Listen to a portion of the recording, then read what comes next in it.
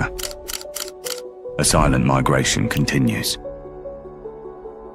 Who remains when care leaves? This is not just migration. It is reshaping the future of healthcare in Africa. These are the conversations we must have. Join us for a critical conversation powered by the Nightingales Summit initiative with leading nursing voices across the continent as we explore the exodus of African nurses. Because the future of healthcare in Africa depends on the choices we make today.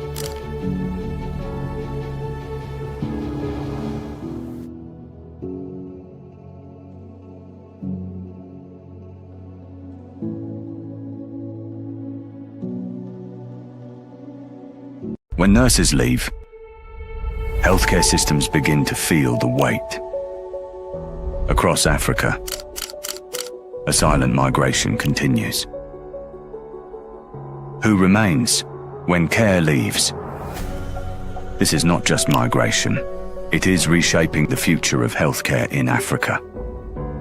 These are the conversations we must have. Join us for a critical conversation powered by the Nightingales Summit initiative with leading nursing voices across the continent as we explore the exodus of African nurses. Because the future of healthcare in Africa depends on the choices we make today.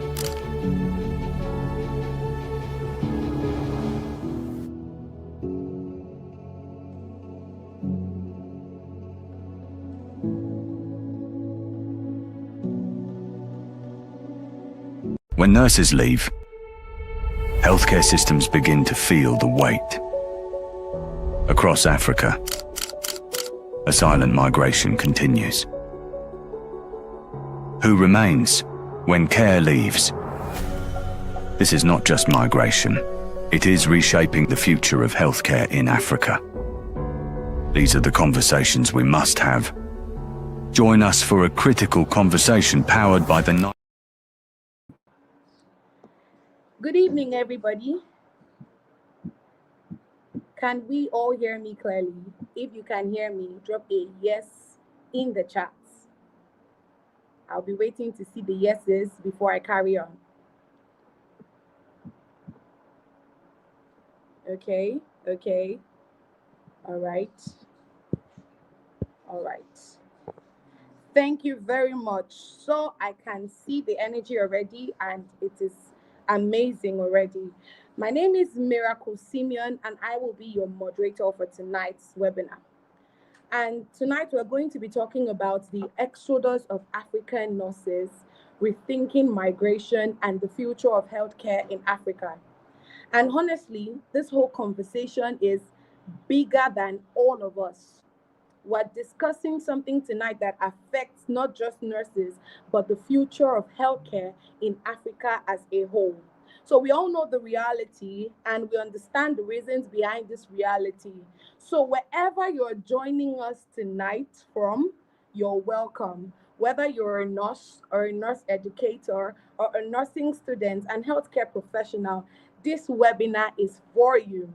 I hope you have your questions already. And if you do not have any questions yet, or you need something to have more clarity on, please write it down and prepare to ask it, because there will be important people here to share experiences and solutions with you. So, but before we start and we go into all of this, I have some housekeeping rules that I would like to state so we could have a smooth webinar. Before we begin officially, I want us to understand that it's a webinar, and there's going to be time for us to send messages or questions. But for now, I will need each and every one of us to keep our microphones muted unless we are invited to speak. And we should feel free to engage actively in the chat. That's why we have the chat box. And please, if you have any questions during this session, you can drop these questions. We'll get to them and you would have your answers. And most importantly tonight, let us keep our discussions today respectful, insightful, and you know what, solution-driven. So right about now, to declare this webinar officially open, I will be inviting Raphael to deliver the opening and welcome address.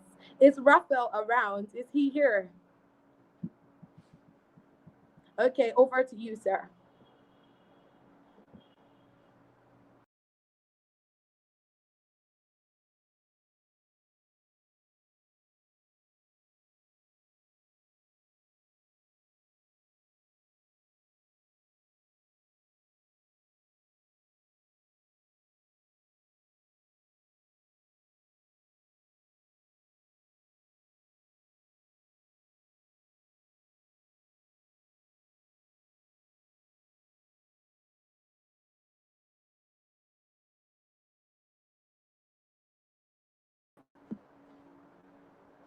Hello, Raphael.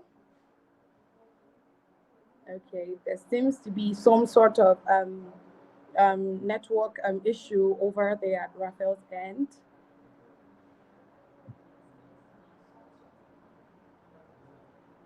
Okay, so on behalf of the Nightingales Summit team, my name, Miracle Simeon, the moderator of this event. I will be welcoming you officially for this program. I want us to understand that in tonight's webinar, a lot of information will be passed, and I really hope that we are able to accept and assimilate all of these things that will be shared to us, because so many solutions and answers to a lot of questions that we have are going to be passed across here tonight. So please bring out your questions from wherever you buried them. Bring out your writing materials to take note of certain things that you might have forgotten or you might have not known. And please be ready to receive what our distinguished speakers will be giving to us tonight. With all of that being said, I would be setting the tone properly for tonight's discussion, and I will be introducing the we all know who it is, Nurse Aro Shebe Obafemi. I'll be introducing him to come and introduce the theme of this webinar. So please, Nurse Aro Shebe, are you around? Okay, yes, he's here. We're going to be inviting him. Is he here now? I do not want to leave here till he is here, and I want to be sure that there is no sort of transmission error. Okay, he's here. Okay, so over to you, Nurse Aro Shebe. Okay, thank you so much, everyone. Happy International Nurses Week to all the Nightingales from all over the world, from Africa. Thank you so much for joining today's section, and we are truly grateful. So today's section, the webinar, is basically about the exodus of African nurses, the exodus of African nursing, and we are rethinking about the migration in the healthcare sector in Africa for we the nurses, because every year across Africa, thousands of nurses migrate out of their home countries. And yes, we are not against migration, and this conversation is not against migration, but we actually need to start thinking about the realities of the healthcare sector, because we're going to talk about, the conversation is going to talk about the problems, the critical problems, the issues that arise when a lot of nurses leave their home countries, and also bringing out conversation about the solutions that we actually need to talk about and how we can actually strengthen the local healthcare sector in Africa. So this is a conversation you don't just want to miss, because we have seasoned speakers across the continent, across Africa. We're going to share insightful conversation and insightful solution-based conversation that will actually help a lot of us, and so that we can actually get to have the in-depth knowledge about the problems and also address, giving us the solution that is needed in terms of the migration of African nurses. So thank you so much, and God bless you. And definitely we're going to have an amazing section with great and insightful conversation. Thank you so much for having us. Thank you.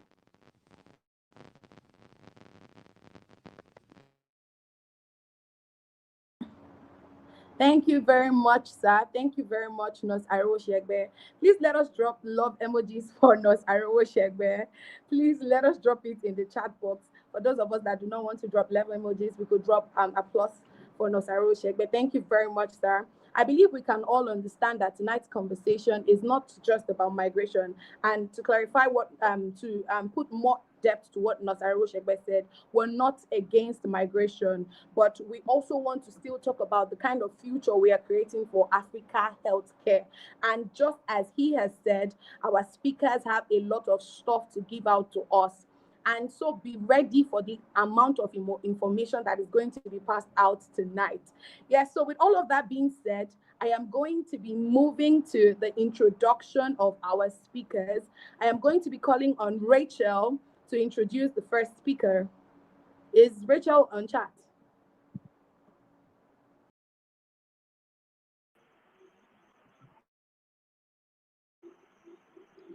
Yeah, good evening, everyone. Please, can you hear me? Good evening. My name is Ogunlade Rachel Anoluwapo, and I'll be reading the citation of Nurse Dennis Olushola Aketi, Director of Nursing Services, Lagos State Ministry of Health, visionary leader in West Africa nursing. Nurse Dennis Olushola Aketi is one of the most influential voices in Nigeria and West Africa nursing. With over 3 decades of leadership, education, and innovation, she has helped shape nursing practice and policy in Nigeria and beyond. As Director of Nursing Services at the Lagos State Ministry of Health, she is recognized nationally and internationally for her transformative contributions. Her academic journeys reflect a lifelong commitment to growth, with qualifications including a Diploma in Nursing Administration 2009, BNSC 2014, MSc 2020, in 1994 to 2017. Nurse Aketi served at Lagos State University as manager, head of surgical nursing, and chair of the nurses research team, leading groundbreaking projects. She is a passionate mentor and facilitator, contributing to national training programs in emergency preparedness and disaster nursing, COVID-19 response training with the World Health WHO. As South Professional Development Program, NCPDP, and member of the NSN accreditation team, she continues to shape nursing standards in Nigeria on the global stage as president of West Africa Nurses and West WAPCN initiatives.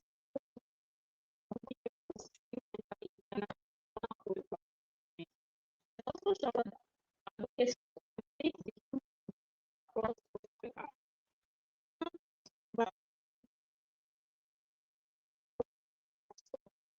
involving the 3 languages.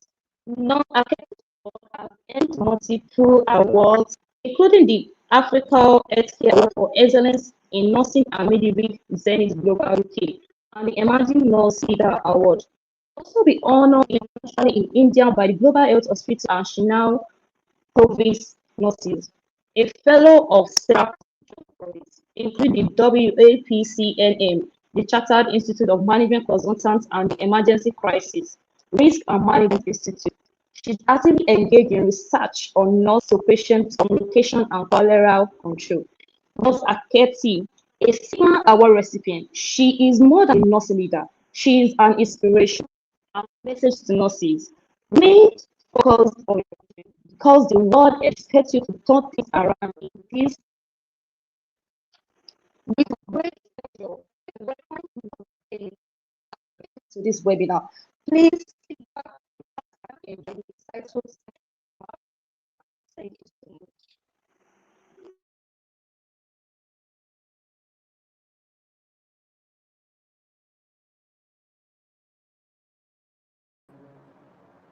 Thank you so much. Thank you so much.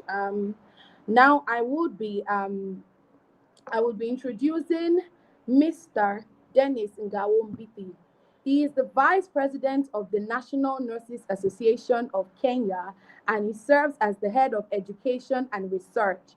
He's a medical surgical nursing specialist with over 2 decades of experience. He has made significant contributions across clinical practice, research, and nursing administration. He is deeply committed to advancing nursing science and its impact on patient outcomes and healthcare systems globally. Through his leadership, Dennis has become a strong advocate for global health reforms, ethical migration, and the strengthening of quality healthcare systems. He is particularly passionate about empowering the nursing workforce, fostering strategic partnerships, and promoting equitable global opportunities within the profession. Dennis currently serves as Kenyatta University, Kenya. And now I would also be inviting Nurse Oyeni Moyosoluwa to read the introduction for the next speaker.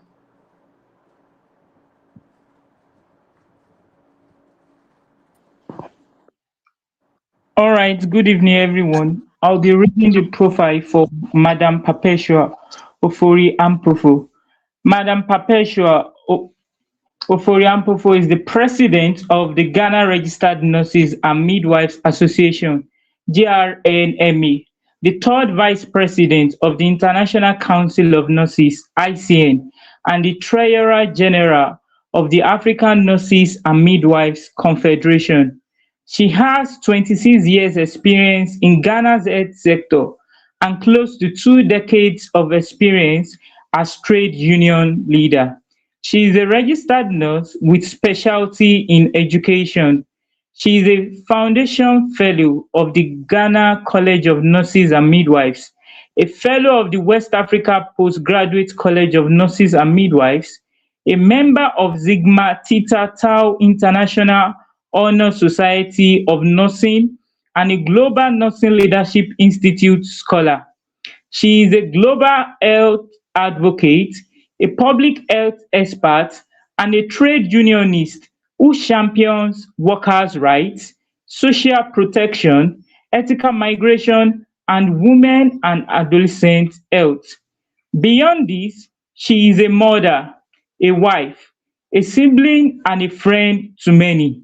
Ladies and gentlemen, let us welcome our chairperson, Mrs. Perpetua Ofori Ampofo. Thank you very much.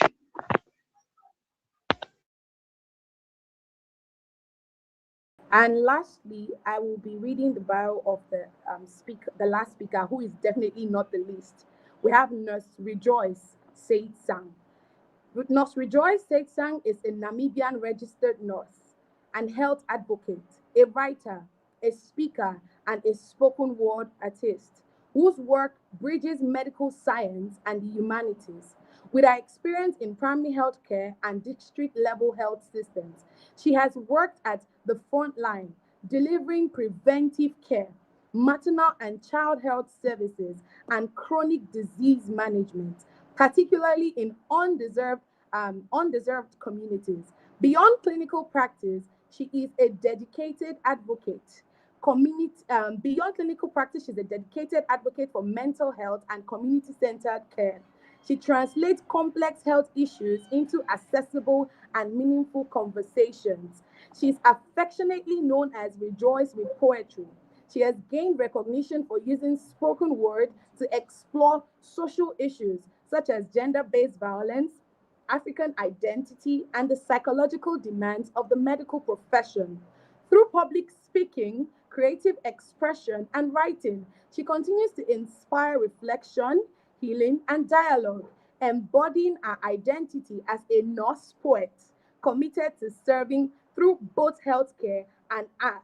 Ladies and gentlemen, please drop in chat emojis for all our speakers that we have introduced to you today. Please, I need you to drop emojis. I need you to drop applauses. I need you to drop the fires. I need you to drop every kind of emoji that you have on your speakers. And this is just to say welcome to our speakers, because we're going to be taking out of the busy schedule to pass on information, to throw light on certain things that we might have found confusing. So as we continue to progress, I hope that you are ready to receive everything that these people have in stock for us. But before we continue, we would be having a spoken word presentation. And this is because sometimes poetry captures emotions and realities that ordinary conversations cannot capture. So please, I need you all to help me welcome our spoken word artist, Sherif Saidat Damilola. Please drop emojis in chat for her.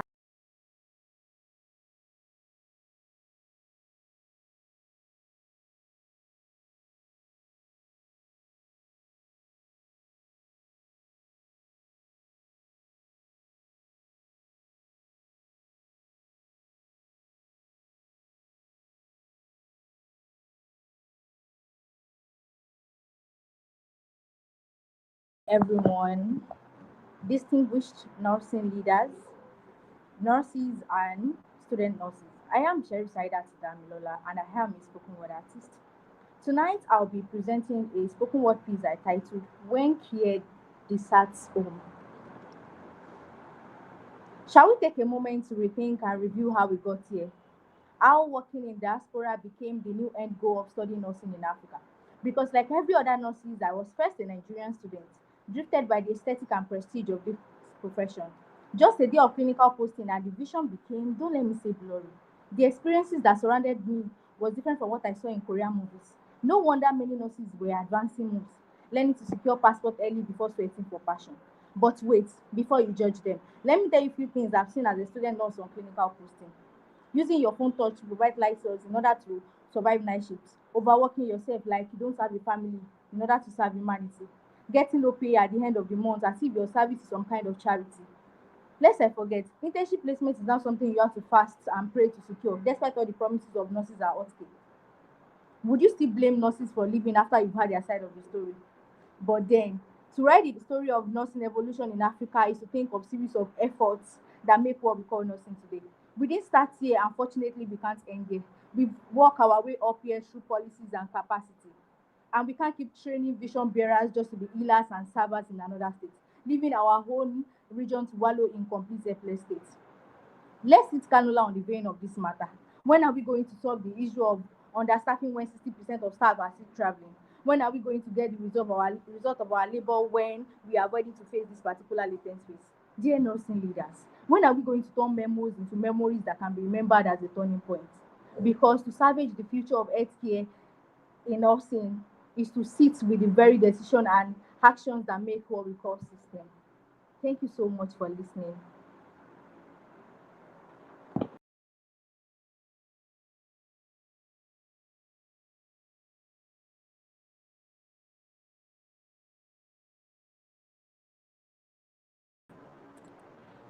Oh, thank you so much, Sharif Saida Damilola. That was powerful. Please let us appreciate that presentation in the chat.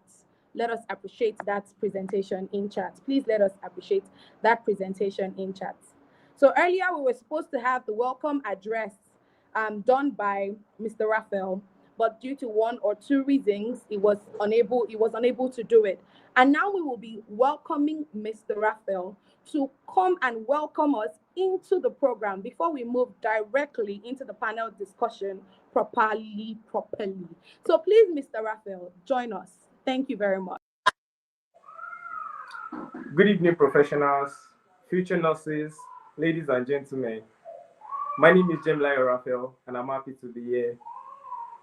Happy International Nurses Week, and I warmly welcome everyone to International Nurses Week webinar 2026, titled Exodus of an African Nurse.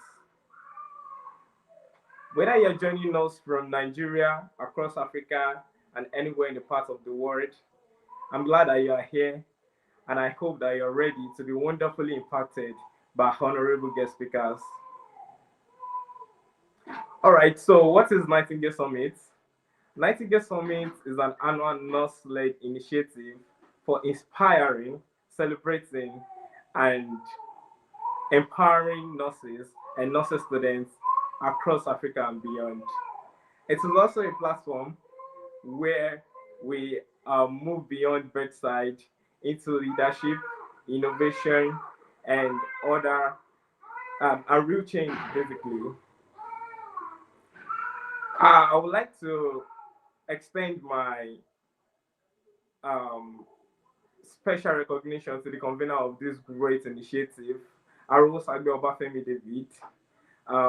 His vision has continued to create a great platform for nursing voices to be heard.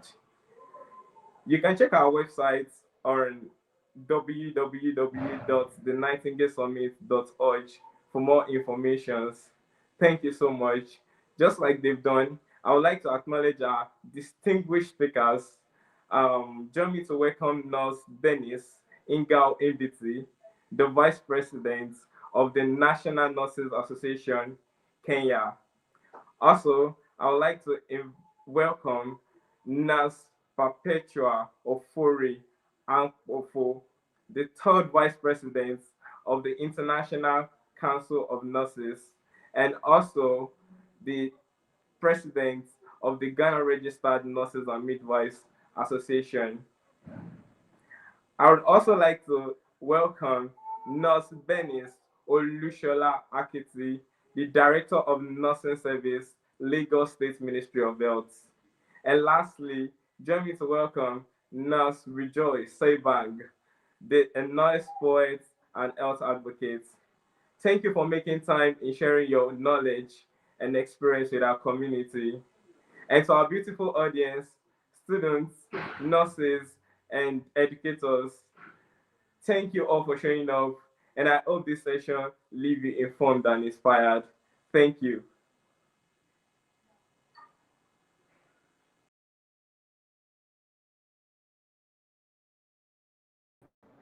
Thank you so much, Mr. Raphael. And now we are moving straight into the panel session. We all remember what the topic is. We all know why we are here. So now we are going directly into the main reason why we've all gathered for this program.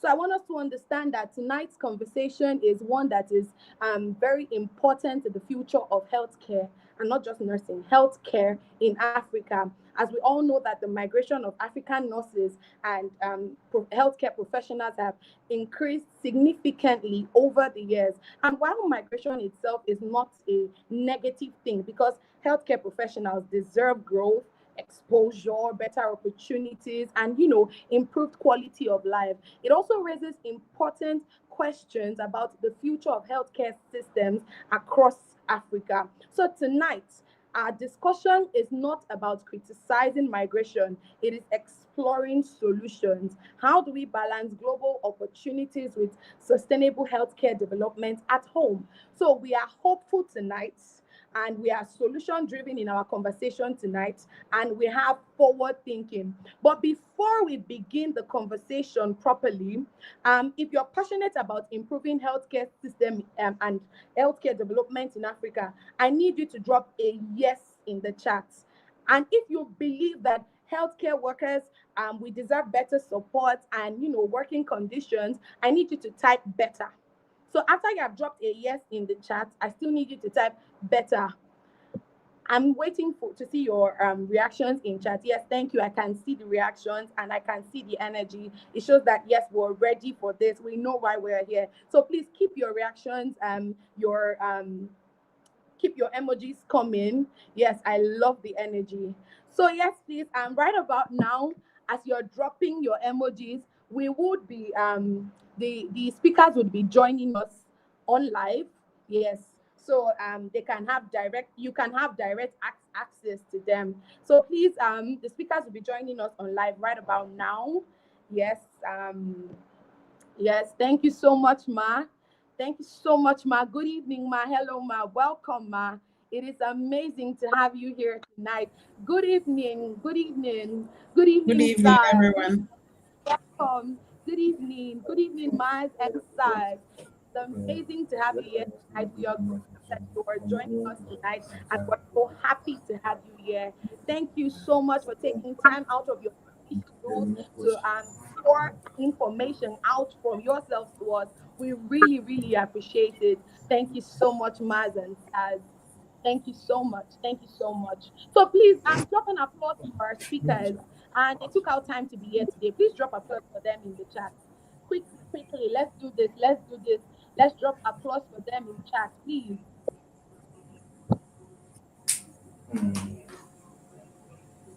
So good evening, Madam Perpetua Oporian for 4. Good evening. How are you doing today? I'm good, and how are you too? I am perfect. I am amazing. And I am glad that you're here with us tonight, Ma. Yes, I'm Good also evening, glad to be here. I hope I get the pronunciation. I had 1 or 2 issues trying to get the correct pronunciation, but I hope I am correct. Please, if I do not pronounce your names correctly, please correct me. I am open for corrections, please. Good evening, Sure. Sir Dennis. Good evening. How are you? I am fine. Thank you so much, sir. I am amazing. And good evening, Ma. Good evening, Madam Olushola Bernice Eketi. Ma, if I do not pronounce your name properly, please, I am open to be corrected.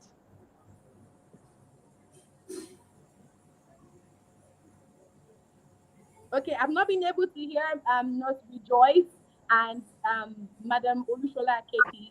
Good evening, Please, good evening, Madam Moderator. Good evening, my co-panelists. How are you? Glad to be here tonight. I am glad that you could join us. I'm so glad you could join us. So we're moving directly into the order of the day. Nurse Rejoice, can you please say something into the microphone to be sure that we can hear you? Yes, yes, okay. You can hear me. Yeah? Oh, Yeah. all right. So much, Ma. Thank you so much for joining us tonight. So we're moving straight into the order of the day. Um, we're going to be talking about some of the things that we can say are significant drivers behind the increasing rate of migration of African nurses. So I want to know what do we consider the most significant drivers behind the increasing migration of African nurses, and how have these factors evolved in recent years? I would like Madam Bernice Aketi to answer that question, please. Thank you very much. Once again, good evening, all. It's nice to meet Madam Story once again after the fourth inaugural Commonwealth meeting in Abuja. And to Mr. Dennis and Co., I say good evening. There have been Good so many evening. drivers, Good evening. yeah, that are really contributory to the migration of these younger ones. They are enormous. But cardinally, one of these is that economic factor. Mm. Economically, most of our countries, the global is a global effect, but most of our countries are going through economic downturn. And since most of our nurses do spend their personal effort to train themselves through, so when they didn't see any commensurate measure of GDP to meet up with their expectation, knowing fully well that majority of African countries are developing. And there are some factors that are contributing also. You have this corruption, stability in our economy, those people decided to look for a better option. They call it greener pasture. So to this end, I want to believe that economically, financial hardship is a factor, coupled with the fact that the expectation of these younger ones, they want to learn a new trend. They want to see how competent they are, or they compete with international community. And because of our curriculum design, they were fit for the international market. So they would like to test the water. But more importantly, the lifestyle over there is much more better than the one we do experience in our continent. But good thing we are trying to bring things back to the system to ensure that Africa is great again. Because of time, let me leave opportunity with others to contribute. But cardinally, economy was a factor Mm. and the status we find ourselves. Thank you. Thank you so much, Ma. Thank you so much, Ma. Mr. Dennis Ngawon BP. Sir, did I get the pronunciation of the name? I had You, to really search to get that. and you're pronouncing well. Thank you. That's good. Sir, did you get the question?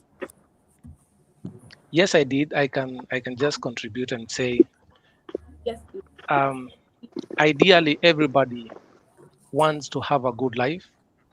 So, Everybody wants to work in a very conducive environment with better working condition, with support, and that is what majority of the nurses are looking for.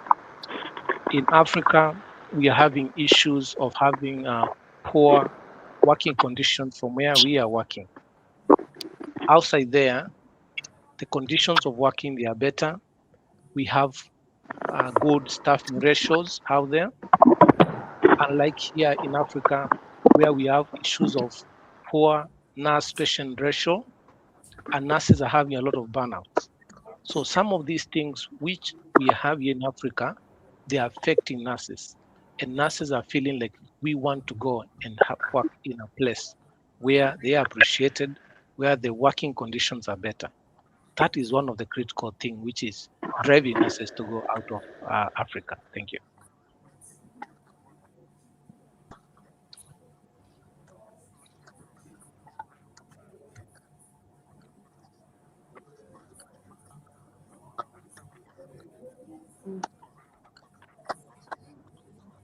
Madam Moderator, you are finished. Mm. Thank you so much, sir. Thank you so much, sir. Nurse Rejoice. Good evening, ma. Good evening. Can Hello, you ma. hear Can you me? hear me, ma? Yes, I can hear you. Thank you. Okay. So, Yeah. Matt, do you want me to repeat the question, or you heard the question before? No, I heard it. I heard it. Thank you so much. Well, You would like me first off, before yes, so first off, before I start, I would just like to say that I'm truly honored to be part of this panel, especially with the legends, because I'm the youngest here, and I feel truly honored to be among among all these great legends. I read the profile, so applaud to you and many more grace and blessings to all of you. So I would just like to add on a few of these factors. Some have already been mentioned. I would like to add on political instability, conflict, as well as economic deterioration. Right. So frankly speaking, despite the fact that we are truly striving for better lifestyle, which we might get more wages, income, if we are not safe, if we are living in a space where there is war, conflict, it's also not gonna make us to feel peaceful, right?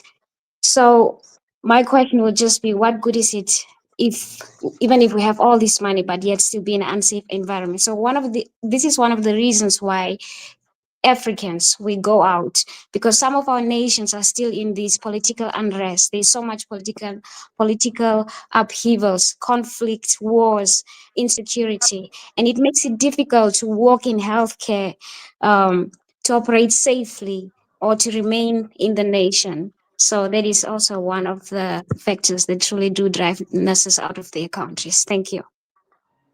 Thank you so much, ma. Thank you so much, ma.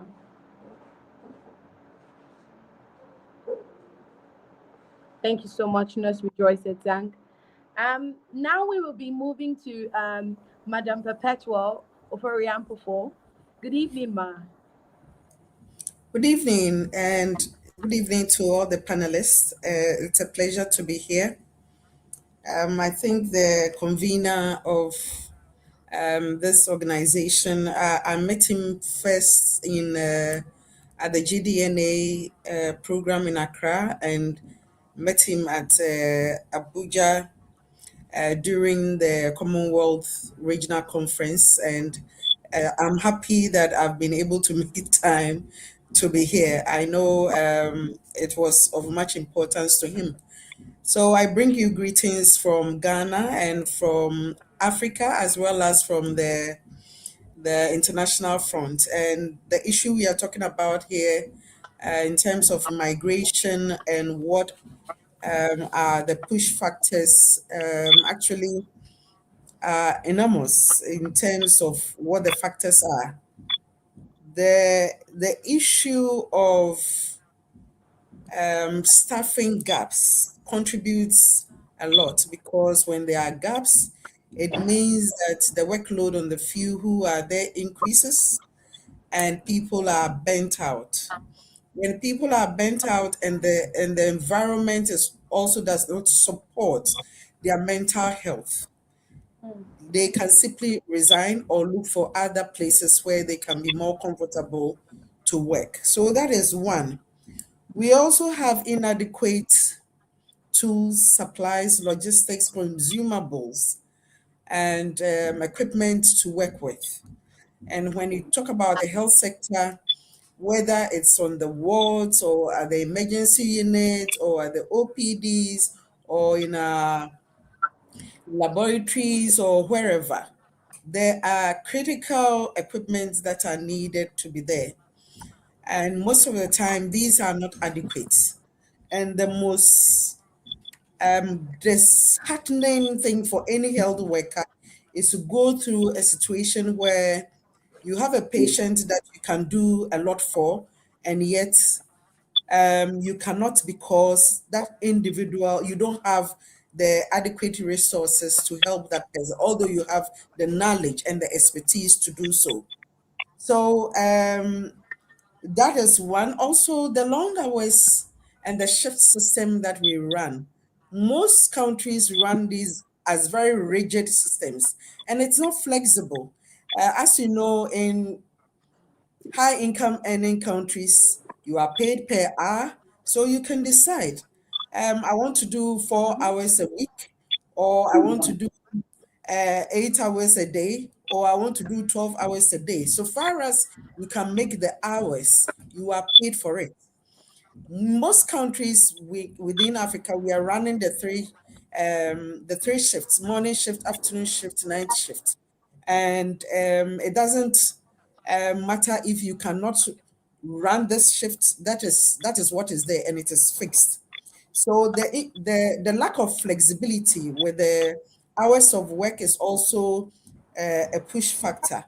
You can also talk about the poor remuneration. And indeed, if you look at the remuneration across African countries, for the entry level of our profession as nurses, it ranges between 180 to $250 a month. That is meager, because somebody who travels to whether the UK or to Canada or to Australia or to America, that person can have that amount of money in a day, and even more. Because in the US, for example, you can make up to about 40 hours, $40 an hour. And depending on the number of hours you are willing to work and the availability of those hours at your facility, you can actually make more. When you choose to work on holidays, you make up more in terms of how much you can actually take. So that is that the poor remuneration across the continent is also a contributory factor. I think it's the issue of wars and insecurity has been mentioned. It's also another push factor. And you look at the urban rural dynamics of the work that we do. If somebody is in the urban area and somebody is in a rural area, for example, in Ghana, we are earning the same. We have been pushing for the possibility of those in the rural area to earn additional income because of the sacrifices they are making to be working in those rural, underserved, and deprived areas. Then, of course, the bit about the lack of clear career pathways in terms of your own career development. So there are instances where, due to stringent human resource policies, you are not able to pursue your career development the way you want it. So people work for years, especially in the rural and deprived areas, and don't have opportunity to pursue the career development in terms of higher levels of academic education or higher levels of skills acquisition and all of that. In connection with that is also the bit about promotions. Delayed promotion is inherent in most systems on our African continent, and it's all because employers know that so far as you are promoted to the next level, it comes with an increase in salaries, and this adds on to the wage bill. Most countries are crying out about the wage bill in terms of what they spend in terms of paying salaries. But some of us keep saying that you are paying, but these individuals are also working. They are being productive in terms of where they are working. So you should actually even be paying more and paying more emoluments to motivate health workers to be able to actually work. Then in some countries, it is more about the lack the lack of opportunity to specialize in areas that they are interested in, whether it's oncology, whether it is emergency care, whether it's pediatric nursing or other specialties. Those specialty programs are not available. And when they want to pursue these, the only option they have is to move abroad. And the issue of poor mentoring is also an issue. It is the best situation where you enter a profession and having entered at that entry level, you have somebody who is actually mentoring you along your professional growth to actually stay into the highest level in terms of the profession. Most mentorship schemes are not available in our countries, and you don't get guidance as to what you are supposed to do. Sometimes you only land in trouble, and then when you are facing queries and facing disciplinary actions, that is where you are told you should have done it this way, you should have done it that way. But whose responsibility was it to mentor you and to guide you in terms of your professional growth or actually climbing the professional career? And in Africa, most countries don't have retention strategies. A few have, but most do not have. And that is also a contributory factor. When we talk about migration, the bottom line of it is lack of retention strategies. And if you have good retention strategies, I think every health worker would want to stay in that country and work. It is not the pleasure of any health worker to move to other countries. They leave their families behind and have to now remit income back home and face the difficulties of communication, time differences, cultural shocks, and all of those things. So it's important that we are having this conversation, especially with young people on this call who are listening in. These are the push factors, but of course, we have the opportunity to advocate. As leaders, we have opportunity to advocate for better conditions that allows our health workers, especially in my case, nurses and midwives, to stay on the continent and work.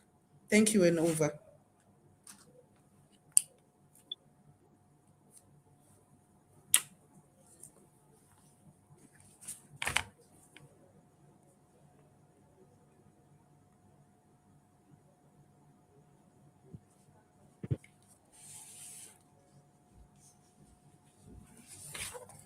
Madam Moderator, are you there?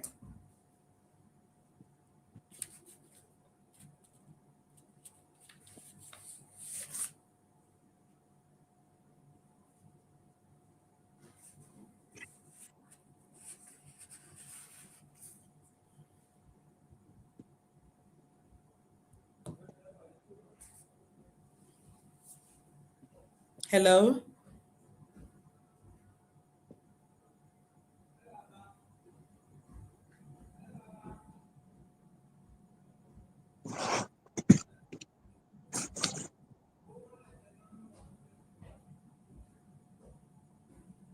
Hello?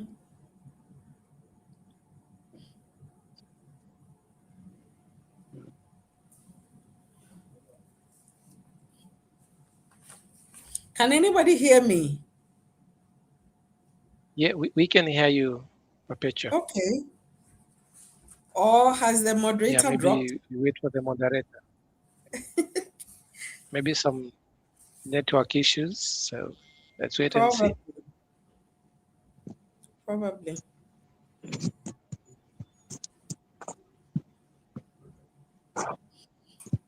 Otherwise, I could continue to speak about the other points they had given me to speak about, if that should be okay.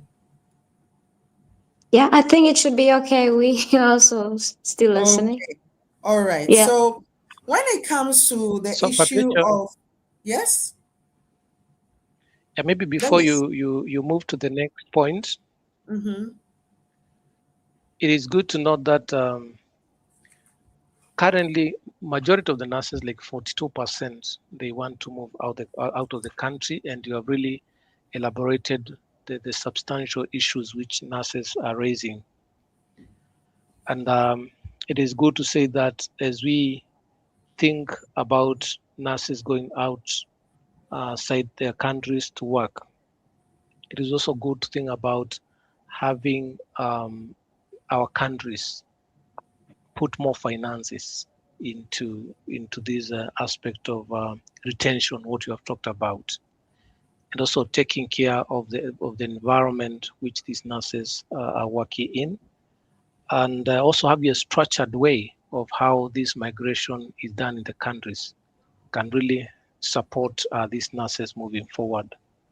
So that is what I just wanted to add. You can proceed with the other points you wanted to put on. Okay. Yep. Thank you. I think the other thing they wanted me to talk about was how the ongoing exodus of nurses affects the quality, accessibility, Yeah, I'm looking and for somebody to say. It says sustainability that of healthcare systems. Oh, she's back. um, I, I, I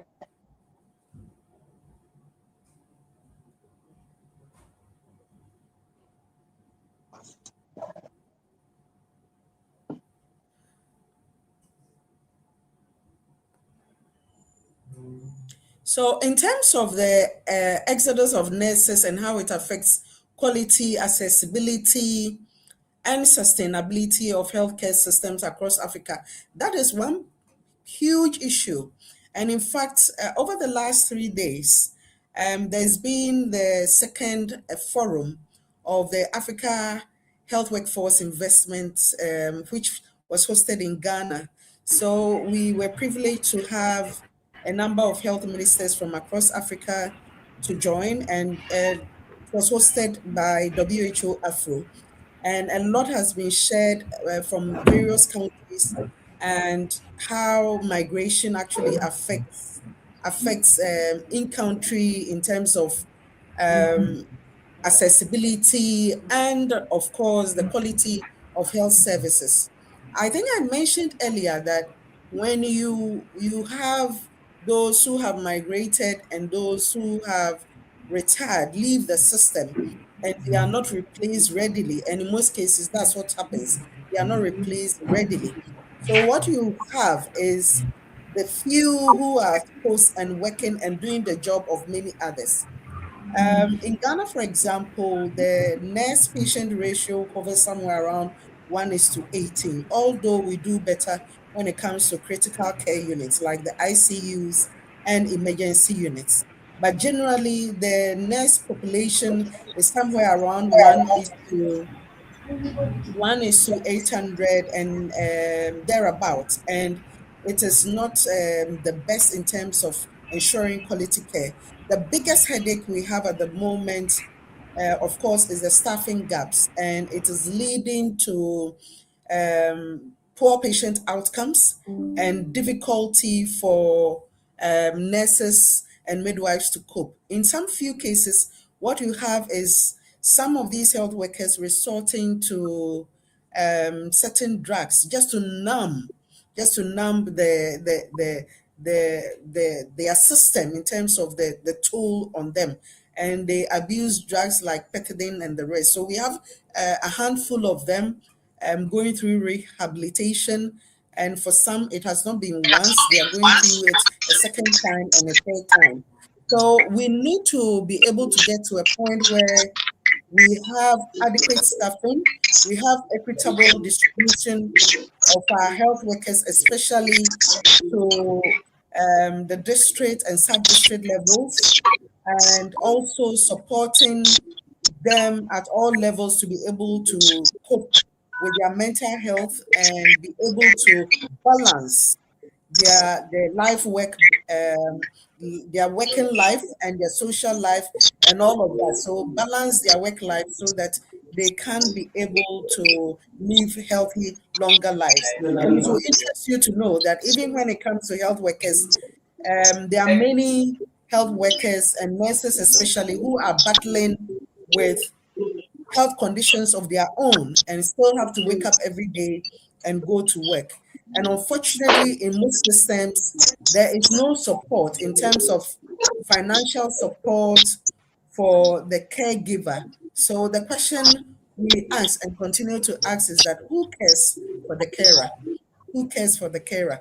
And these are big questions that needs intervention by our ministries of health and other agencies that are directly involved in having health workers work.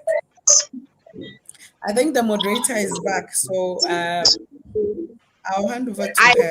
I apologize on behalf of the technical team. I apologize for the break in transmission.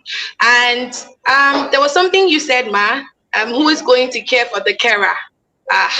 That's a very big question. And I hope that we can get answers to that question as we proceed further in this this panel. So earlier, Nurse Rejoice said something. You said something about political instability, and it drives me to ask a question about how we think that what ways do we think that our leadership and let me restructure this question. Like, what role does leadership and healthcare policy play in strengthening healthcare systems across Africa? Because you mentioned something about political instability, and we understand that politics, they tend to be in the positions of leadership. And now we're not just defining this policies and politics to just the governmental structure.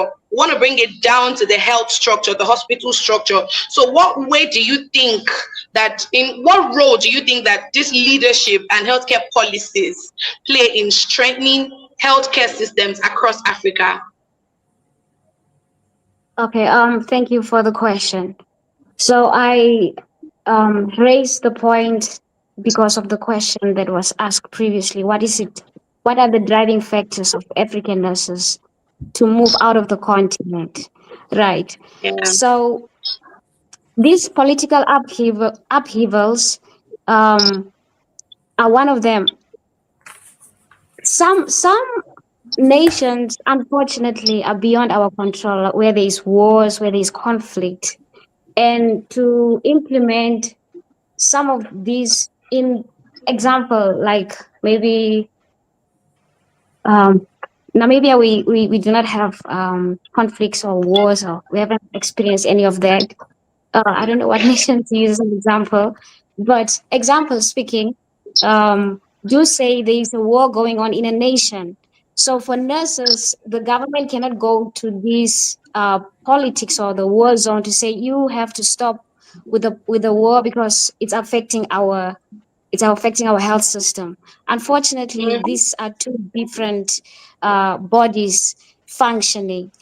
What we as nurses do, because we want to be safe for ourselves, for our families, our generations, we move to a better place where there is safety, where there is rest.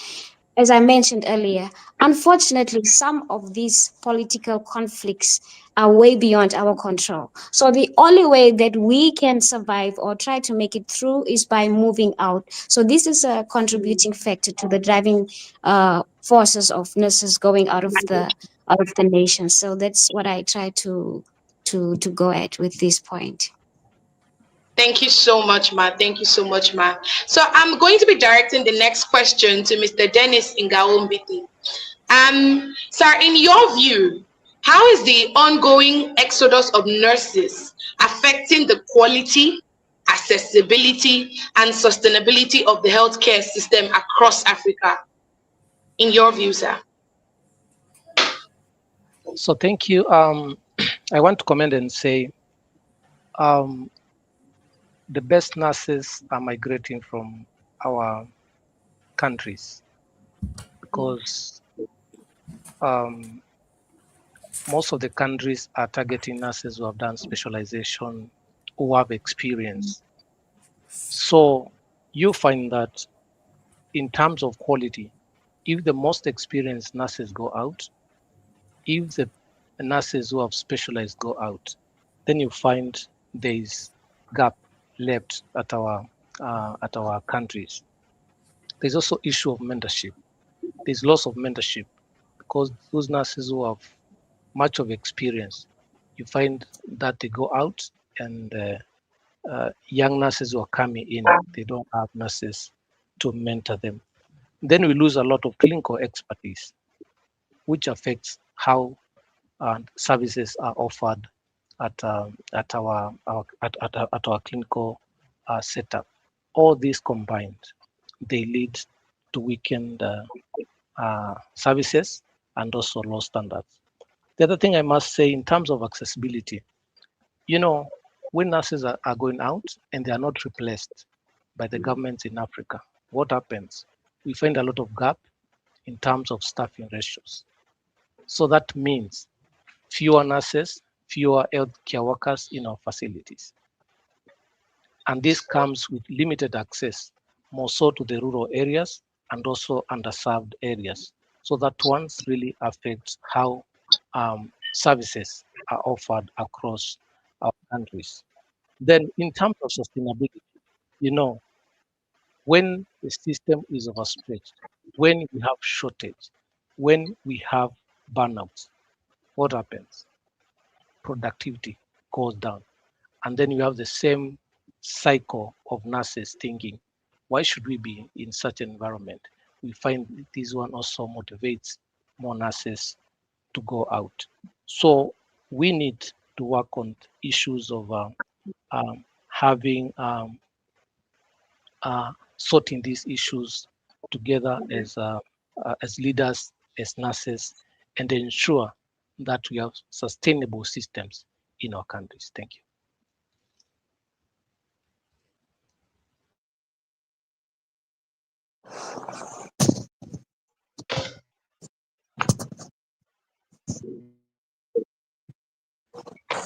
Moderator, back to you.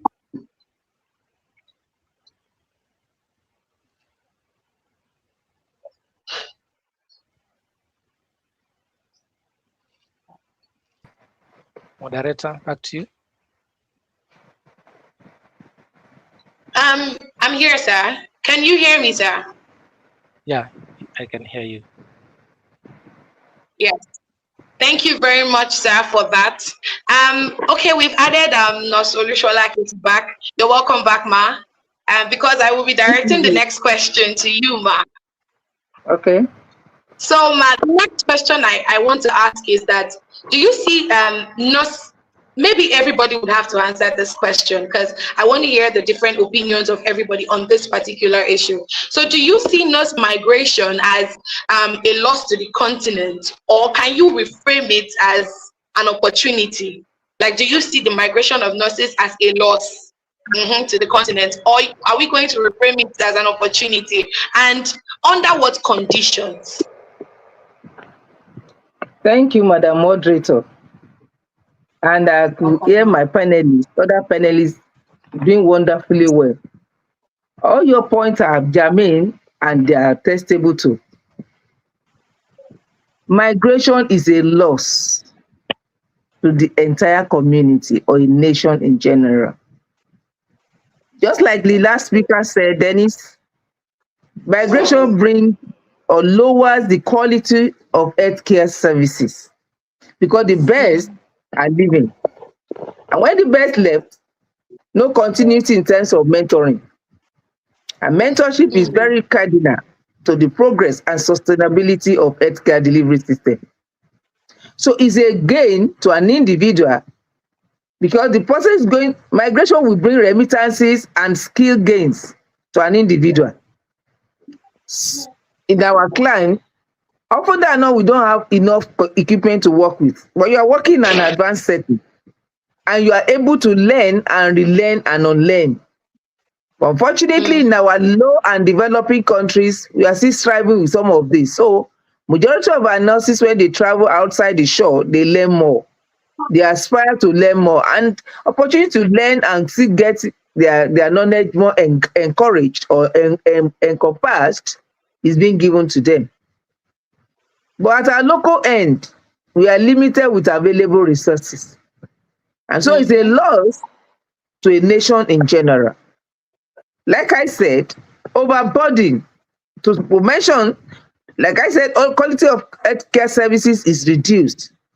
And if quality does not have those parameters, which is efficiency, effectiveness, safety, time consciousness,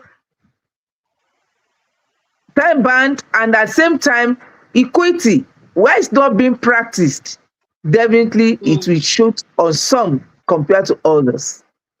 And so migration will definitely cause overburden for the remaining ones, as well said by Madam Perpetua.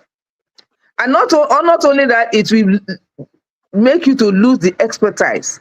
I was having a discussion yesterday with another set of people at Obasfemi Awolowo University, and we could see the best men are living. Majority of our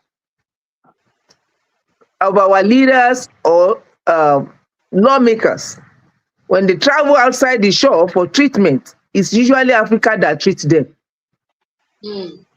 They are more knowledgeable, more versed in whatever they have. So much that majority of them are PhD holder or masters before leaving. So when they get to that European country or Western world, they were useful. In fact, they clamor to have them there. Not only will that will bring a worse outcomes on our healthcare delivery system. And so in terms of accessibility, yes, people are accessible, but is it quality? Is it sustainable? Because there's an economic loss. According to a survey carried out in 2024, about 6,000 nurses left Ghana, while Nigeria was 127,000. Tell me, how many do we produce to meet up with the population that are in the country? So migration, like I said, is an economic loss. And for you to get them back, you have to do extra. But good, I think some of the diaspora are considering coming back home. And they call it Jakpada. They want to come and establish, they are having partnership with some of us. But still, I can't mention, it's a broad verse economically. When you cannot satisfy yourself, and how can you be happy? Majority of our nurses, they don't have comfortable main infrastructure, vis-a-vis logistics, common car, they can't buy. But over there with your loan, with whatever, just stay there for 6 months, you are good to go. I was in Australia 2013. I went visiting somebody. When she came visiting us in that apartment I was, she came with another car. We asked her, what happened to your car? I said, no, just this morning as I was making a reverse and a drunkard I said, wow. And they changed the car immediately. Can they do that in Africa? And some of these younger ones are thriving well. They are happy. So when you are happy, you see, so economically, I keep saying it, migration causes economic loss to the state, to the nation. Why is a gain to an individual in learning and upskilling their understanding? Another way is how do you now make it happen to sustain them? We have to look inwards. Returnship.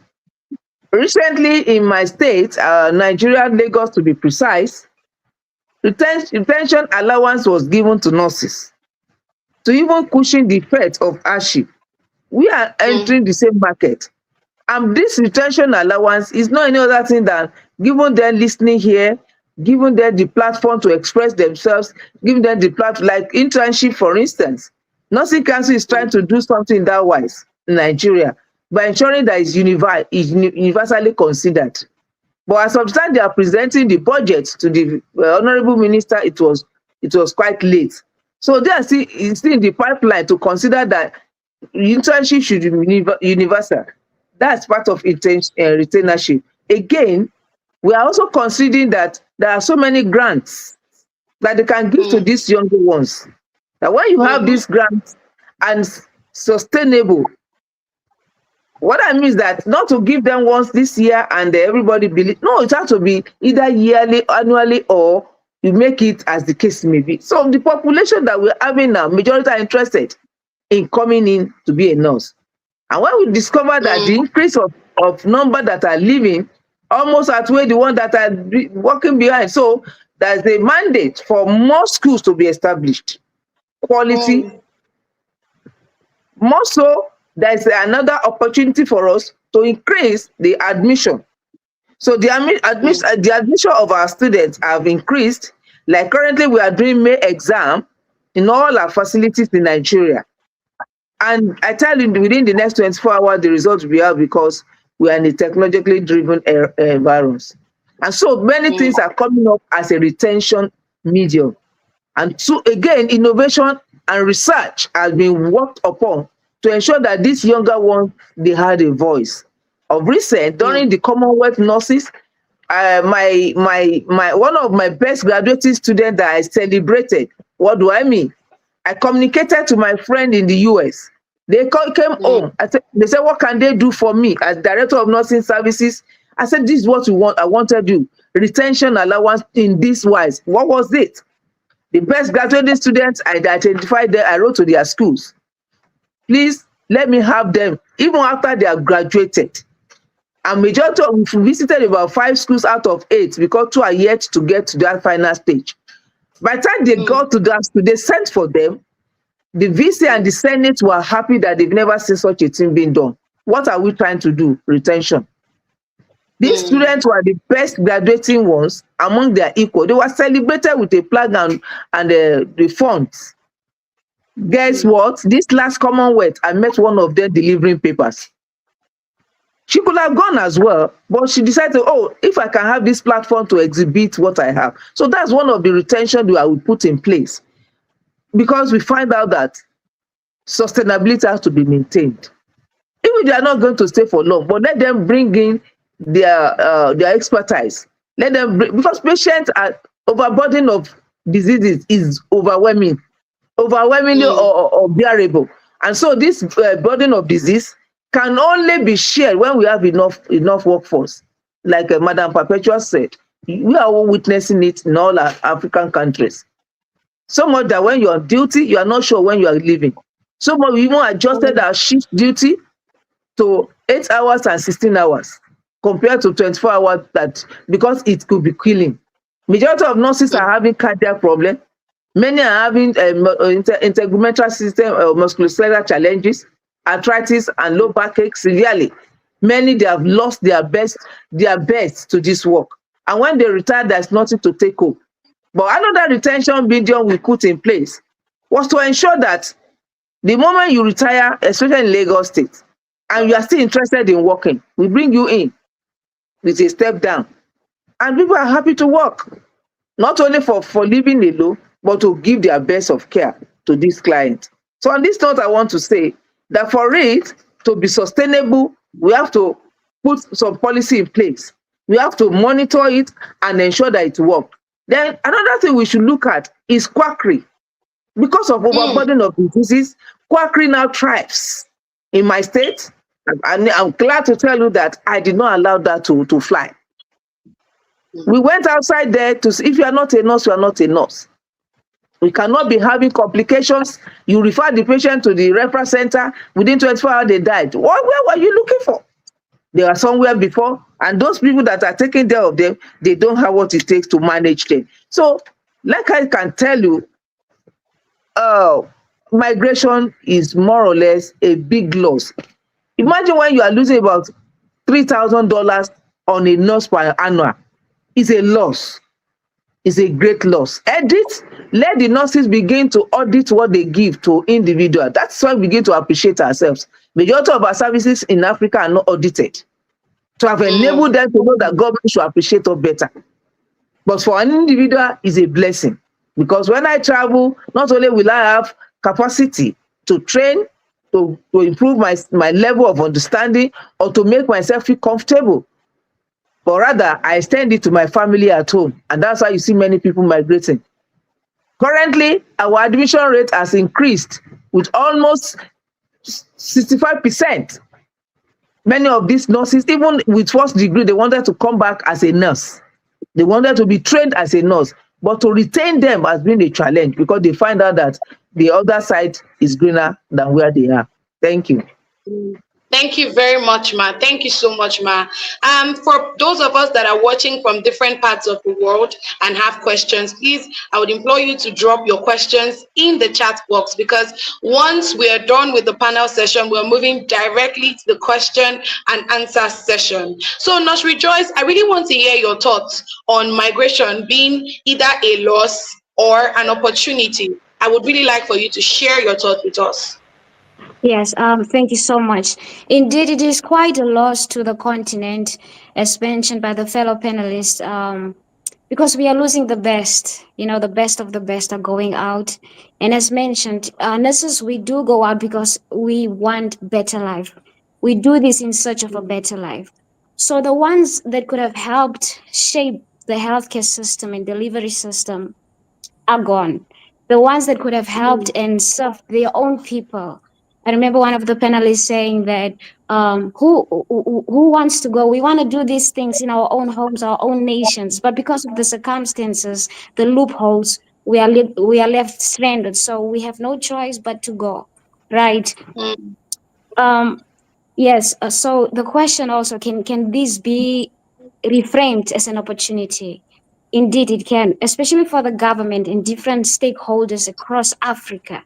This should be seen as a gap, a moment, an opportunity to invest in the healthcare system, because this migration of nurses really going out, as the young ones, we want greener pastures, we want better opportunities, career dynamics to develop, to grow. And if we cannot get here, that here in the nation, it's pushing us out.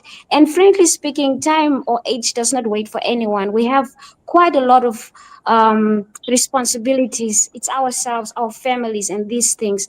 And you see, with the places that we are going to, um, they have attractive packages that are keeping us there, because now as a young person you do have the goal of probably just going for 3 or 5 years, but because those people have studied the system in Africa, they see what is it that is lacking in Africa that we can have there to keep these nurses that side. And later when you go open your eyes, you have stayed there for like 10 years, 20 years. By the time you come back, you are going into retirement. So there's no strength to even pour back into the system and so forth. Now the cycle goes on. You are going to look after your children, your grandchildren, and so forth. So this cycle, this pattern continues. So this can actually be reframed as an opportunity for the government and stakeholders to invest in the healthcare system of Africa. Under what conditions? Such as increasing salary for the nurses, for the healthcare workers. They can improve the working conditions, because we want to work in proper health settings where there's proper electricity, proper water, the basics, medication, all of these things. These are causing burnout, stress, and frustration, both parties, as the healthcare workers as well as the patients. And that is where the unsatisfactory also comes in. Time what we hear, oh, these young ones, they are only on the cell phones, they don't know how to do work. The system is failing us. The people have left, right? So, and then also unlimited career opportunities. Nurses are young, they are vibrant, they want to learn, they want to increase, and other nations are bailing these opportunities. So what more if not to live and live and grow? Thank you for the question. Great. Thank you so much, Ma. Thank you so much, Ma. And so I'm going to be asking the last question I have on my list. So do not forget, people that are listening from different parts of the world, if you have any question, please drop it in the chat box. We would only pick the questions that are dropped on time, because I know tons of people have tons of questions. So please drop your questions on time in the chat box. So I would like everyone to please answer this question. So the question is that if you had the power to implement one transformative change today, what that would secure the future of nursing and healthcare in Africa, what would that change be, and why do you want to implement that change? So we're going to be starting from Madam Perpetua Ofori-Ampofo. So if you had the power to implement one transformative change in healthcare and in nursing, what would it be, and why do you want to implement that? Okay, it's going to be difficult for me to limit myself to one thing, because one sure thing is that all the issues are interconnected. You cannot zero it down on one particular issue. But let me talk about education. The education of nurses on the African continent is really fragmented, and we are training at different levels. But the global strategic direction for nursing the State of the World's Nursing, the recent one, 2025, the State of the World Midwifery, the one published in 2021, all speak to the same issue of empowering nurses by ensuring that the level of training is at the first degree level, and then we have add-on specialties. So having degree training for professionals is essential, and giving them opportunity, creating the environment for specialization is very, very important. When it comes to the leadership, I would also want to see nurses and midwives taking center stage in our health systems. Most of the positions that are impactful are left for doctors, medical doctors, with nurses not having the opportunity to become directors or deputy ministers or ministers and that kind of thing. But these have political angles, and we have to be political in what we do. And I would want to see that we create the environment through our legislation and other policy guidelines in equity in terms of leadership within the health system.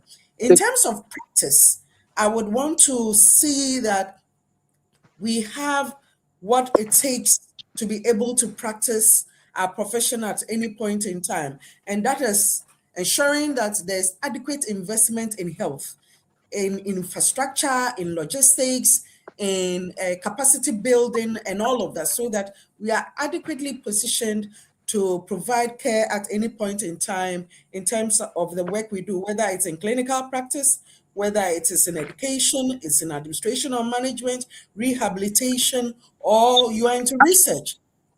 Whatever be the case, you need to be empowered to be able to do the work that is required of you at any point in time. And I would want to add my voice to the issue of migration being a loss or Opportunity.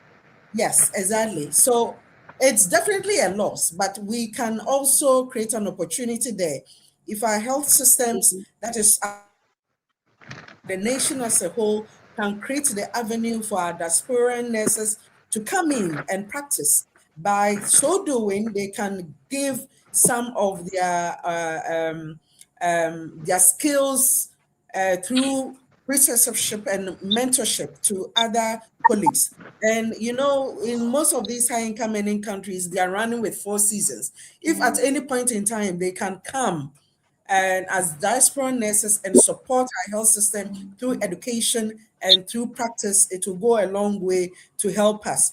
In terms of bilateral agreements, that can also be an opportunity where we ensure that we manage the migration in smaller numbers so that those who go, it is spaced out and it doesn't affect the quality and accessibility of healthcare at any point in time. But there's no doubt migration is as a result of failed retention, and it is definitely a loss to any country.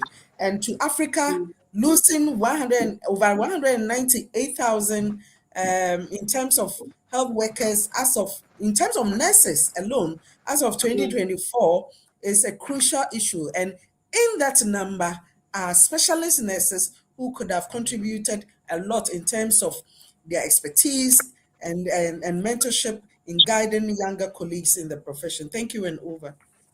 Thank you so much, Ma. Thank you so much for that insightful information.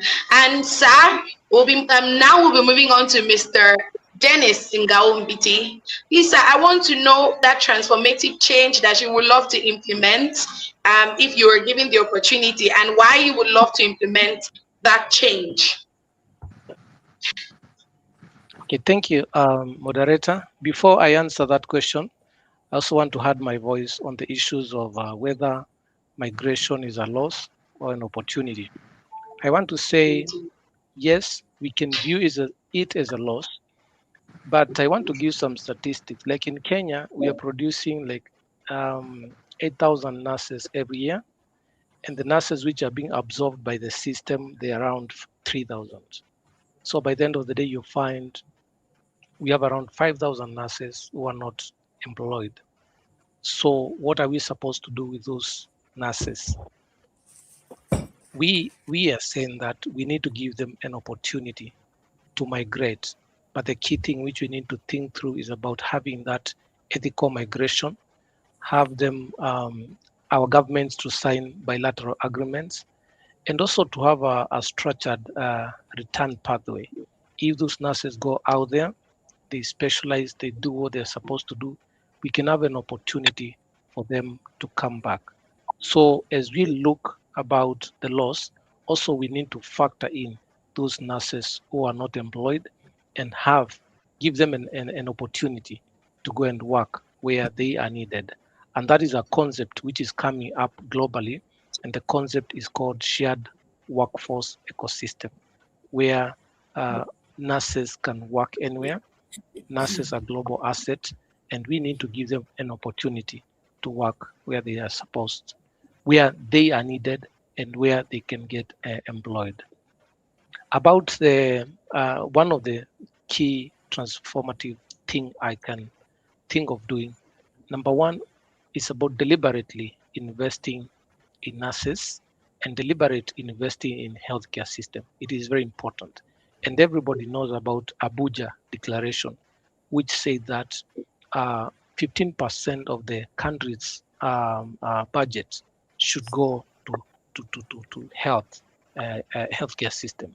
So we have to be deliberate and actualize Abuja Declaration, and you'll find our systems are working well.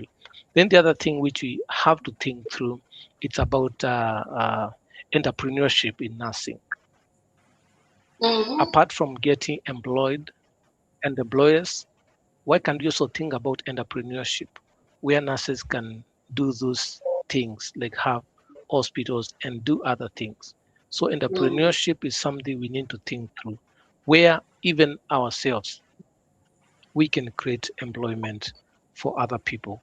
And then lastly, we need to think about ethical digital platform to support ethical migration. And I can say, when we think about that, it will give an opportunity for every nurse across the globe to have an opportunity to work anywhere across the globe. And that is what one of the organizations we have been championing, called the Graduate Group, which is being powered by True Merit, supports nurses in terms of giving them an opportunity to upload their profiles in a digital platform, and they can access global opportunities all over. So those are the things we need to think through, which will make nurses appreciate the education they have, and also give them a dignity in terms of dignified life and also a better life moving forward. Thank you. Thank you very much, sir. Thank you so much, sir. And now we'll be moving on to Nurse Rejoice Setang. We want to hear your opinion. If you're given the power to do something transformative, what would it be and why would you do that? Well, for me, that will definitely be financial security, right? I mean, that is the number one factor that is driving most, or all, not all, but most nurses out of Africa. You know, the insecurity or not being sure about your social and retirement benefits is what's making us to be skeptical, you know. So for me, that will be it. Um, even though we do have, even though we do invest in education, skills, and all of that, at the end of the day, if the financial security is not available, it's as, I don't know, should I say, it's as good as nothing. Reason being, I mean, how many nurses, qualified nurses holding PhDs, master's degrees, are still on the streets, unemployed all over Africa, still searching for jobs? The qualifications are there. They've invested in their education, but the unemployment rate is still high. So these people are striving, are looking for better, are looking for jobs. So they do apply to go outside where they are accepted and they are taken. So if our governments or the health system can really press on the financial security, providing employment, we can retain nurses, we can keep them in our continent because the qualifications are there, the nurses are there. It's just that the opportunity for employment and financial security is what is lacking. Thank you. Thank you so much, Ma. Do we still have Nurse Olushola KT online? Yeah, We want to direct the next question to you. it's okay. Yes, I'm Ma. The online. question is the same. The question is still the same. So, if you had the power to implement a transformative change in healthcare and in nursing, what would it be, and why would you implement that change? Thank you very much. Fundamentally, not many nurses are at the policy end. We have fragments of nurses at the policy. I want to see that when they're making law, nurses are well represented. Mm. It mustn't be among ourselves alone. I can tell you for sure, if any of us as panelists tonight is being given the privilege to sit at the round table where decision is taken, nationally, internationally, for the entire workforce, not for nurses alone, things will change to a normal perspective. Many Nigerian nurses, many African nurses outside this shore, they are being given the country or one leadership or the other, and they thrive very, very well. Why not in our own at our own local ends?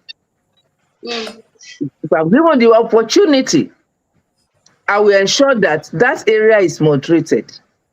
Because policy cuts across. It's not only meant for doctors or nurses or physiotherapists, it's for all, for the better outcomes of our clients. Again, I will ensure that the life of my nurses improves. We use our money to train ourselves. You use your money to solicit for better placements. Like Dennis said, many are out there looking for a job, and they said there's not enough at the workforce. Until we begin to bring them in, and that's what I'm going to work upon, and to increase their pay. See, if you do any extra job in Europe, you knew how much you are taking home, apart from your business. So I'm going to establish a platform through which nurses are well cared for. If the former president of the US could severally train nurses, especially during COVID and beyond, what stops our other continent from doing the same? We could see that if you push the nurses a little bit with little encouragement, they go extra miles. It has been established that all what we need as nurses is a little part at the back, well done. About 44,000 nurses were on the street about 3 months ago, just because of the pay. Their paycheck was nothing to write home about, comparable to what they do. Another transformation I will bring to bear is to ensure that nurses did not retire on time. Healthcare should not retire on time. If you are using 60 or 65 years for all that, consider the nurses that, look, in an advanced country, 80 years, if they can work. Because the experience is still there. If the opportunity is there, so that when we have enough people to work at the system, at that forum, definitely patient will get the better outcome. Why are we having this discussion? It's for the better outcome of our patient, or let me say the best outcome. If all what you do for the patient is not well appreciated, like a soldier I was discussing with recently, they don't consider me to be a well-knowledgeable nurse, and you finish your surgery and handed your patient to my care, and I decided to do otherwise, and that patient died. Who will they blame? He said they will blame me. I said that's why you must support me. And we are talking of consultancy for nurses. You should not say no, because that's the only way we can work together. So lastly, I will use the word collaboration. We collaborate with international partners, which we are already doing, like True Merits that Dennis mentioned. I was opportune to speak with Peter when we have our last ICM. And Peter told me that Richard is already working on Kenya, that we should tell them which area. So collaboration will strengthen the partnership. I mean, we ensure that we give the best and we have the best. Just a little push. Nurses are done, they are good. But not to be overlapping or overcrowding us with burden. And the burden of diseases is enough. When clients are coming, they are transferring their aggression to you because of what they believe it should be the angel. This same angel is already under pressure. So the transformation I'm going to bring to bear is to increase the collaboration beyond, for instance, current at West Africa Postgraduate College of Nursing, in which I served in the capacity of the vice president, but acted during the era of Professor Faustina Owari Geche of Ghana. I was a vice president, but she just handed over. And during that period, we were able to get 4 grants. So what we need to discover, we begin to increase our capacity. And increasing the capacity of the fellows, we're able to see that they transcend and they were able to function effectively. So collaboration extends us. And autonomy that we already gotten should be not a forced autonomy, a vast kind that can make us to operate accordingly. But more importantly, like I said, I'm reiterating it here, that they should place notice on that forum where decision is well taken, where our voice counts. Again, we should increase their investment. For instance, in Nigeria, Senate Committee Chair on healthcare services just propagated or increased, or this is the second reading at the floor of the House, on how to increase from 1% to 2%. It's even meager. Basic care provision for all these diseases. Basic health care provision, that they should increase it to 2% from our budget. So we should begin to advocate for that. But if I want to see to bring a transformation, I will ensure that I increase that. Not only that, I make sure that partnership is trending. About for nurses' voice counts anywhere I find myself. Thank you. Thank you so much, Ma. Thank you so much for that contribution and insightful information. So I would like to specially thank all our speakers. We are so grateful that you took out of your time to join us. And as we continue in this program, I also like to specially celebrate our amazing speakers and every nurse that is present in this conversation, whether you're just a participant or you are an intending nursing student. I would like to celebrate you tonight. Thank you for joining us tonight as we're marking the Nurses Week. I want to thank each and every one of us in active service for our compassion, for our resilient spirit, for all of the sacrifice that we have made. And thank you so much for your commitment to caring for others, even in challenging conditions. So I want you to understand that your impact as nurses, it goes beyond hospitals and it goes beyond clinics. You are advocates, you are caregivers, you are educators, and you are the backbone of the healthcare systems across the world. So on behalf of the Nightingales Summit team, I am saying Happy Nurses Week to all our incredible nurses. Happy Nurses Week, our amazing speakers, and Happy Nurses Week to the future of nursing. So we're continuing this whole panel discussion. Earlier I stated that if you have questions, please drop them in the chat box. Please drop your questions in the chat box. So to our amazing speakers, if I do not get the correct pronunciations, I hope you forgive me. I want to say Eshe gone to Madam Odushola Keti. I want to say Medase.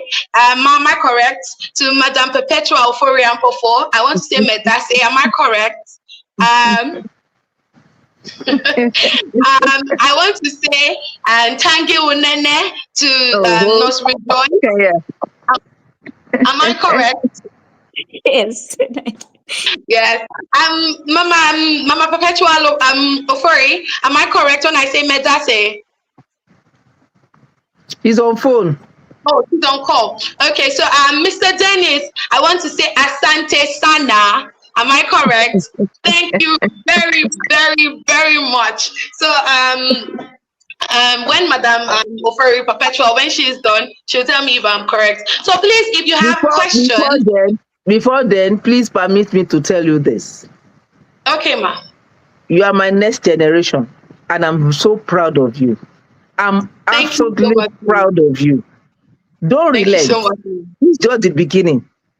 I want to celebrate David Arrowo-Shegbe, the crypto nurse. It's not about him. It's about the collaboration. You coming together to do this. You are making me to feel happy that my future is certain. I'm sorry, I need to tell you this so that you can know that what you are doing, we the senior ones, we really appreciate it. We didn't just come and talk to you, but to let you know that your generation makes us happy and happier. Just ensure that that thing you are doing, be an expert in it.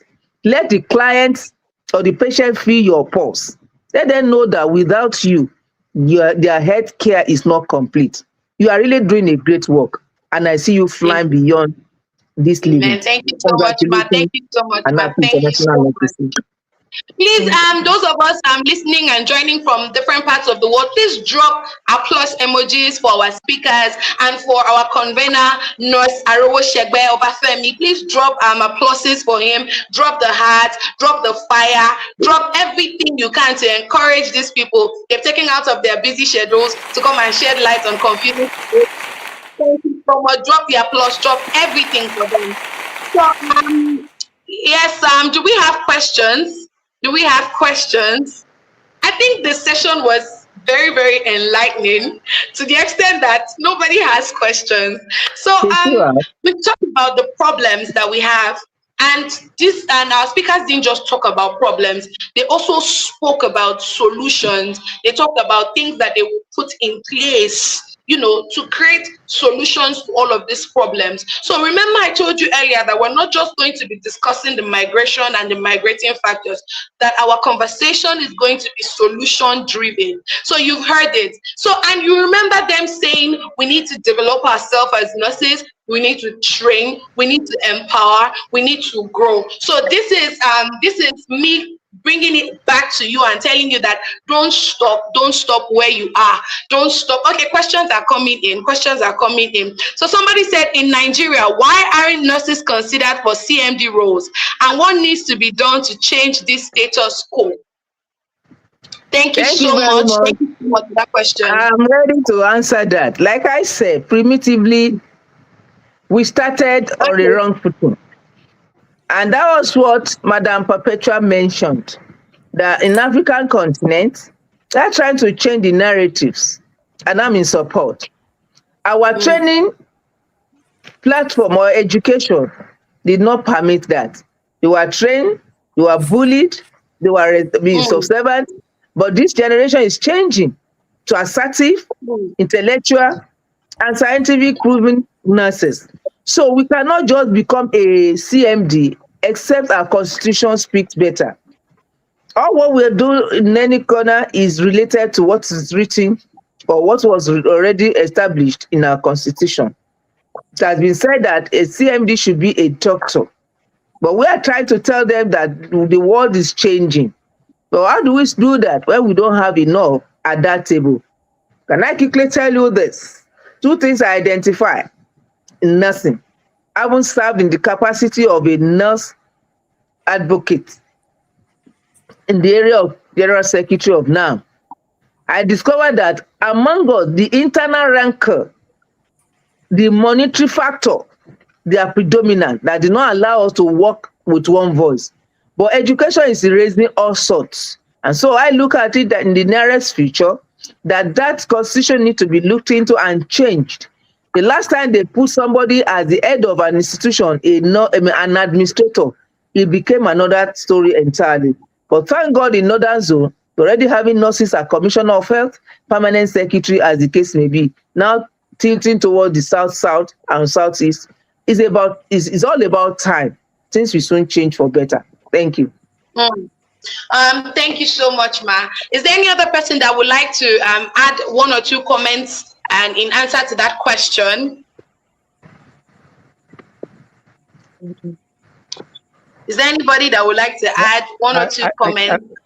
I can add and say Yes, please, sir. Yeah, for us nurses to be in those leadership positions, we have to lobby. We have to be in the policy making table, and that is what is going to change how things are being done. Because when we are not in that table, then it means our interests are not considered. So we have to support nurses who have interest in being politicians, those nurses who are advocate, who are pushing for reforms. We have to support our own institutions like unions, associations, so that they have a voice and push our agenda in the government. The other thing we have to know, all these things are political.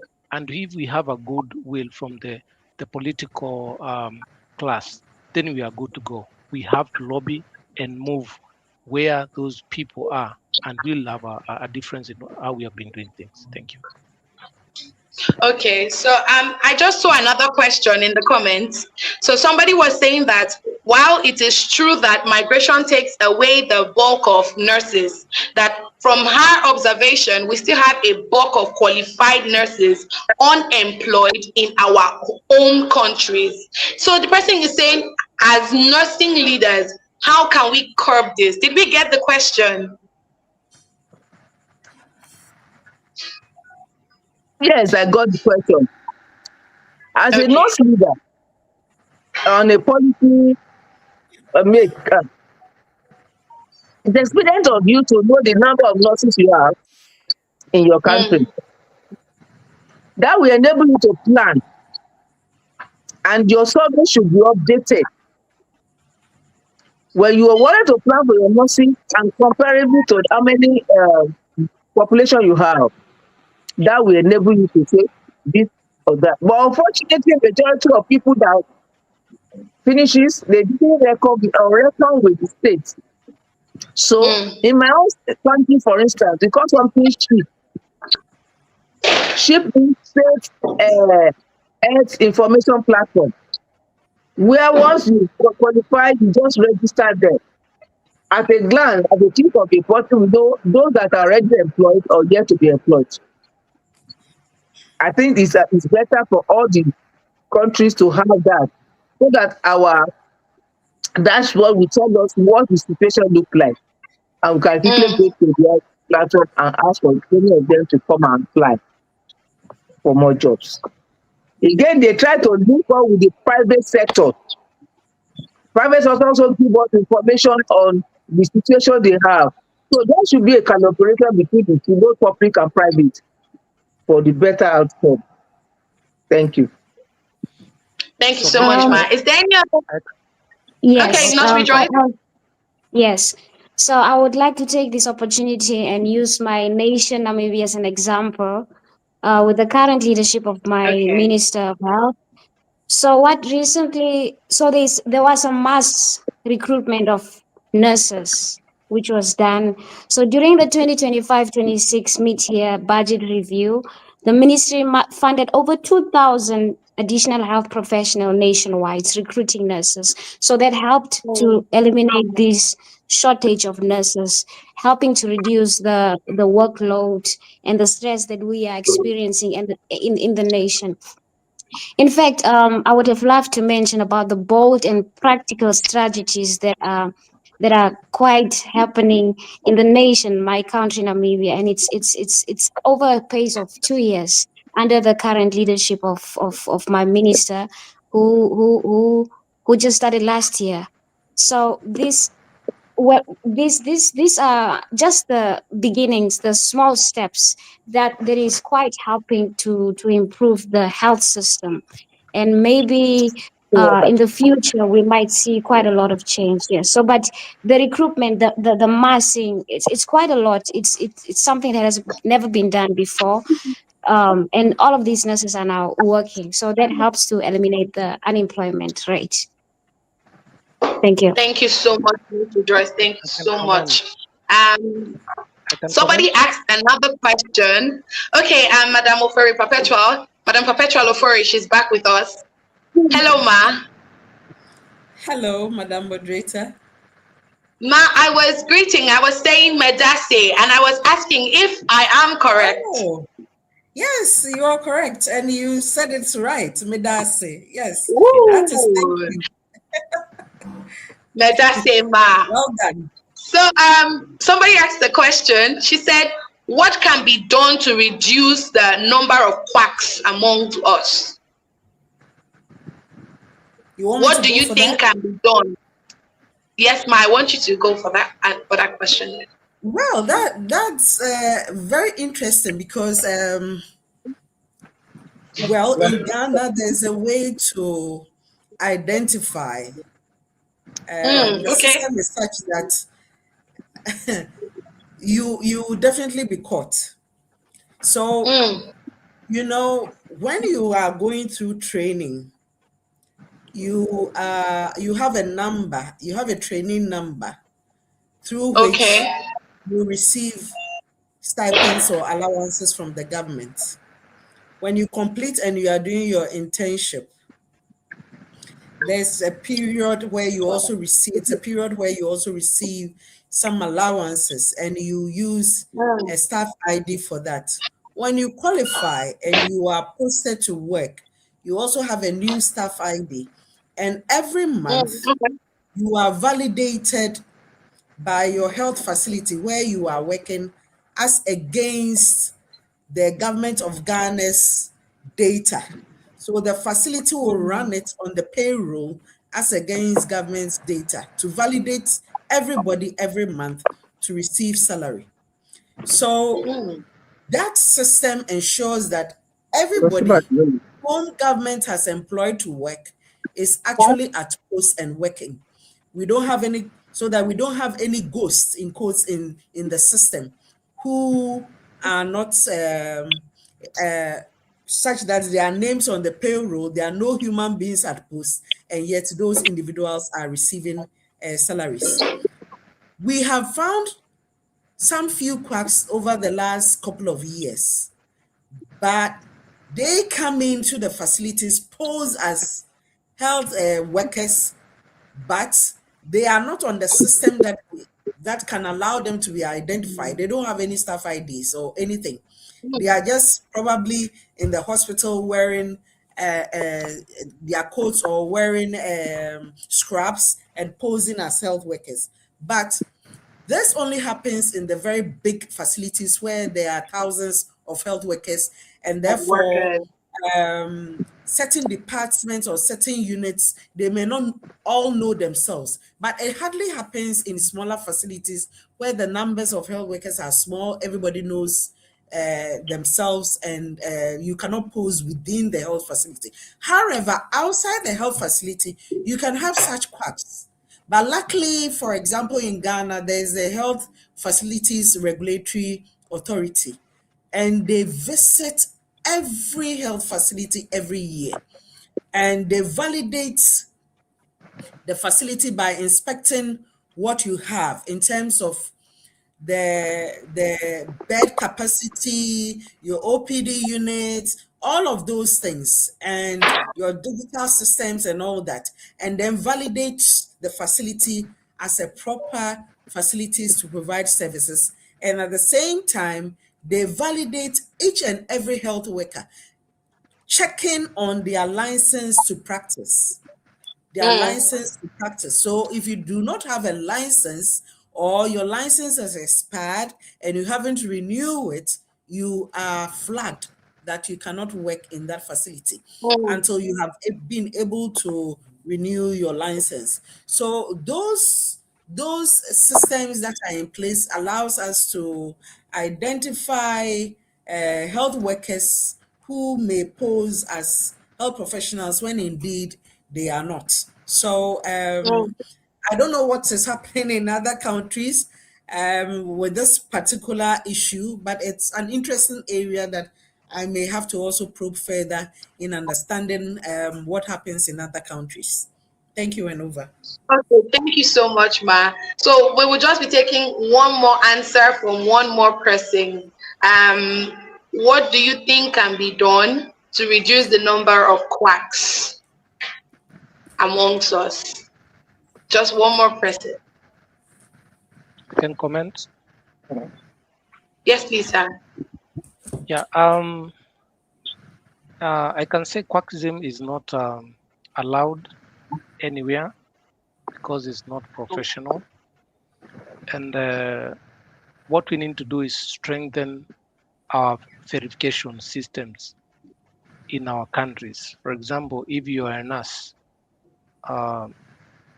we have portals. Like in Kenya, if you want to know if I'm a nurse, I can go to the Nursing Council website, type in my name, and you'll get to know whether I'm a practicing. Whether you're a doctor, you can go and verify. And also in our workstations, we do have name tags, which really identifies who you are at that point. Then we have also the council's inspection and checks in facilities.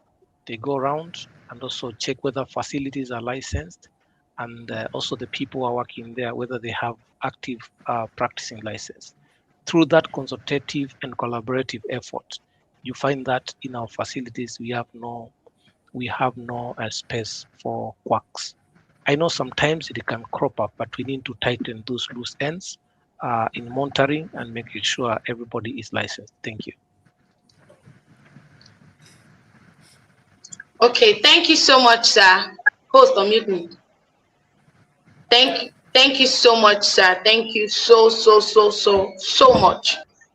We appreciate all our amazing speakers for the time, for sharing all of their knowledge with us, and for giving us insights into certain confusing situations that we've had and we're still having. So I want to do something. My audience, we've heard from the speakers. Now let's hear from you. We've heard everything that the speakers have said. Let's hear from you now. So if you had the power to do something in nursing and healthcare in Africa, if you had the opportunity, I need you to type in the comment box the thing you are going to do. What are you going to do? I know some of us have ideas, we have plans, we have things that, oh, if I was here, I would do this. If I was there, I would do this. I want to hear it. I know some people will say, oh, if I was in power, I will make sure that nursing students are paid. You know, tell us something. What is that thing that if you had the power to do, you will do? So in 2 minutes, I need to see your responses. I need to see your comments. Please flood us with your comments. Let's keep it coming. Let's see it. Please keep it coming. Tell us, what is that thing that you will do? Hello? Okay, somebody says, I would ensure that nurses get enough audience. Okay.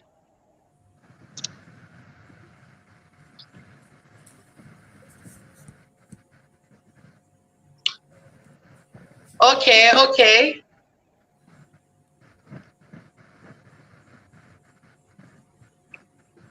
Where we want to see more.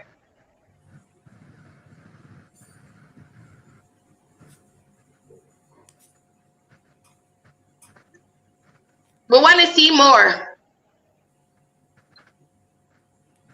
What's that thing that you will do?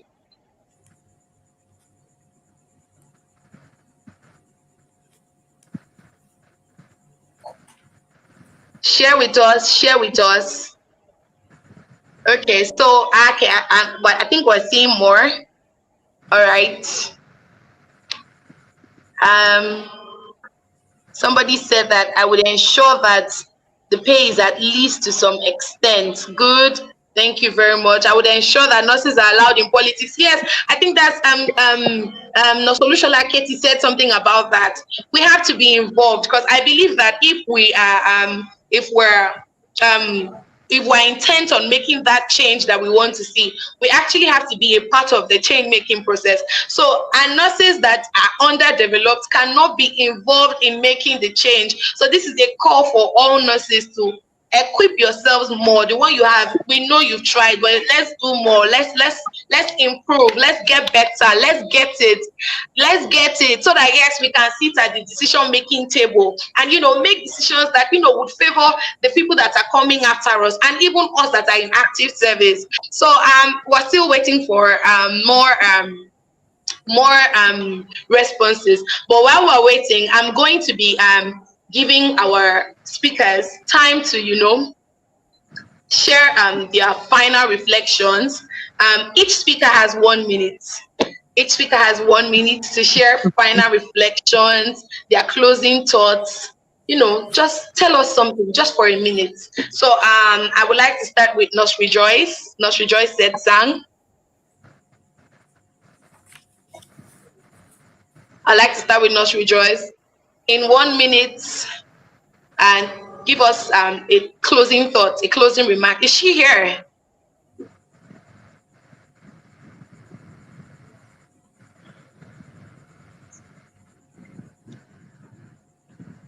She's off. Okay, then let me move to Mr. Dennis Ngawombiti. Please share in 1 minute, share a closing remark with us, sir. Okay, thank you very much. Thank you for giving me the opportunity to speak to this audience. One thing, I'm a supporter of migration, and I want to tell the young nurses, if your governments are not giving you an opportunity to work in your countries, find a way of having ethical migration and go where your services are needed. Then lastly, I want to say, nurse migration is not the problem. It is a symptom. The real issue is whether African health systems can create environments where nurses can thrive, not to survive. We need our governments to create a good environment for nurses to thrive, not to survive. Thank you very much. Thank you so much, sir. I'm going to be moving to Mrs. Perpetual Forian Kofo. Please, Matt, share a closing thought with us.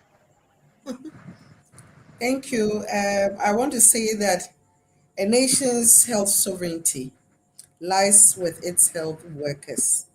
And an investment in health workers is an investment in all of us. The WHO Afro says that investing $1 returns $9 for every investment in a health worker. And it is important that we begin to realize the economic benefit of our health workers and invest in them and in the health sector so that once we make the environment conducive, everyone can stay and work and have their peace of mind. Because health workers are strategic assets. And if somebody has to migrate, it is simply a failure of retention. And it is a call on our nations, on our governments to ensure that we protect the health of the populace by ensuring that our health workers are better placed to provide care. Thank you, and over. Thank you so much. And now we're going to be moving on to Mrs. Olushola Aketi. Thank you, Madam Moderator and the co-panelists. It has been a very engaging evening. You are the next generation we're all looking at. Don't disappoint us. Those weaknesses you notice in the elderly can be turned around during this generation.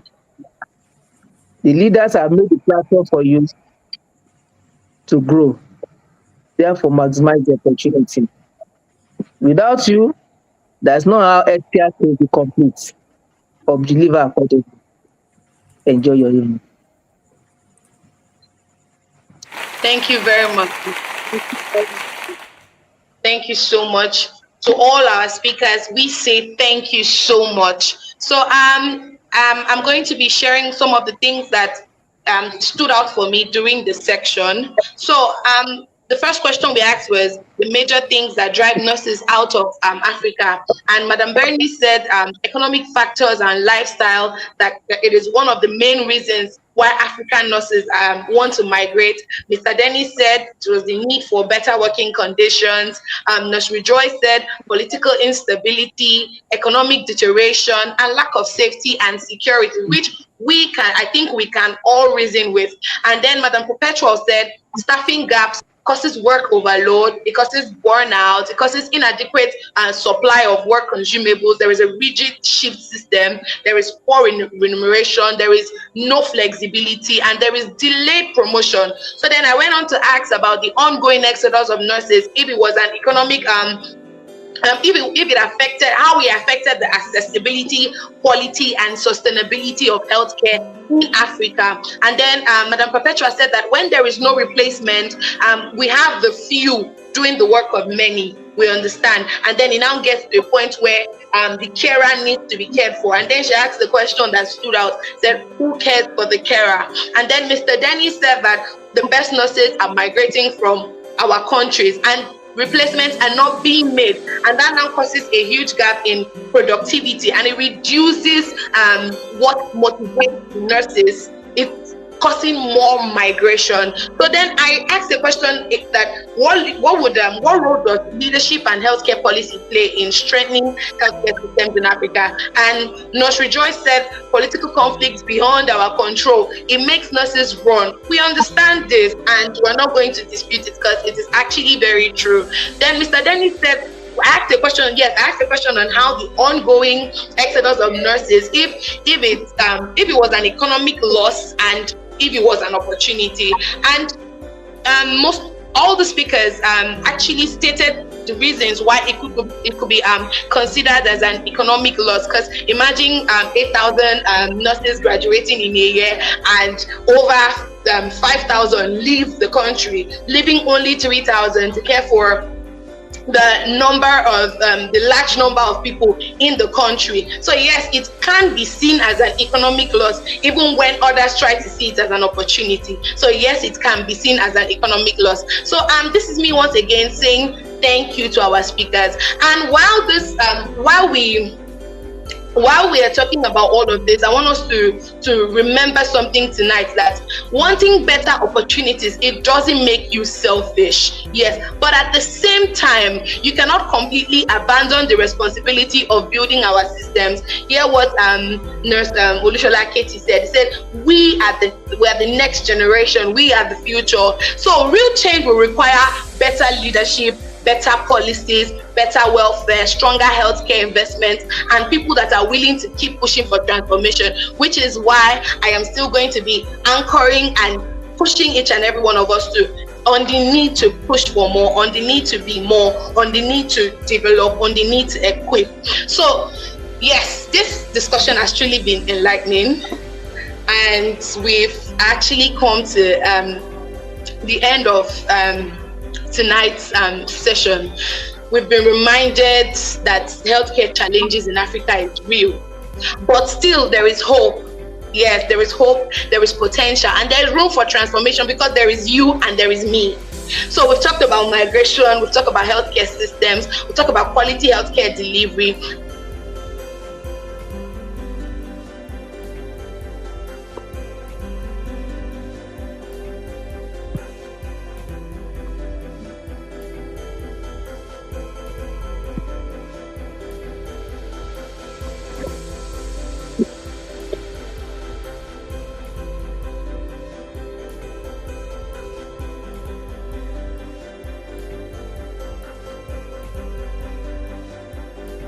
Are we here?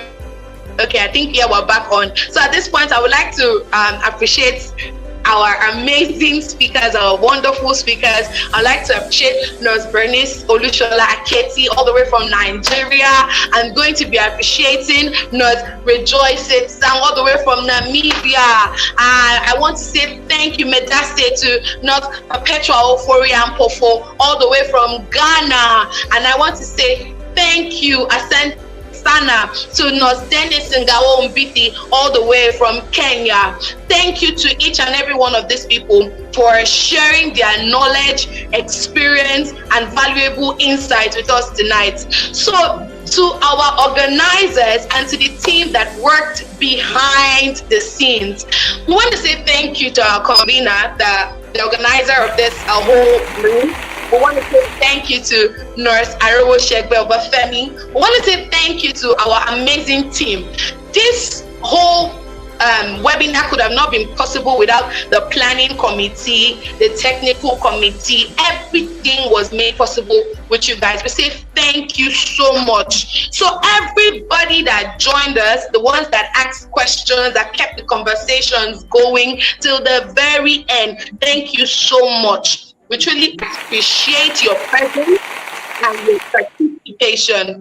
And before we go, I need each and every one of us to bring out our phones. Yes, there is one last thing that we must do before we go. So I want each and every one of us to bring out our phones, and I need you to go to Instagram and type the Nightingales Summit. I need you to follow that page ASAP. I need you to follow, because there is so much more from where this came from, and you can only get it when you are following, when you have access to us. I need all of you to go to www.nightingalesummit.org. I need you to check out our website, because this is not all. And I'm sure that it would interest you to know that we have our Nightingales Summit 3.0 edition, which is holding in Ibadan on the 3rd of October 2020. Are you not excited? There will be so many things that you will be able to access in this summit. So I do not want you to miss it. Please, I need you to go now to their Instagram page, Nightingale Summit, and follow.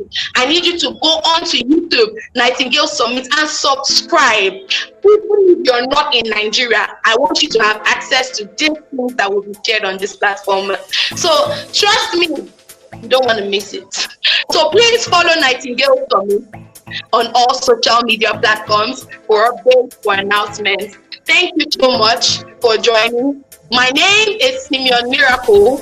I am your favorite nursing student, nursepreneur, and moderator. Thank you so much. Until we see next time, please follow us. Thank you so much. Good night, everyone. I have logged out. All right. Happy next week to everyone. Bye for now. Bye.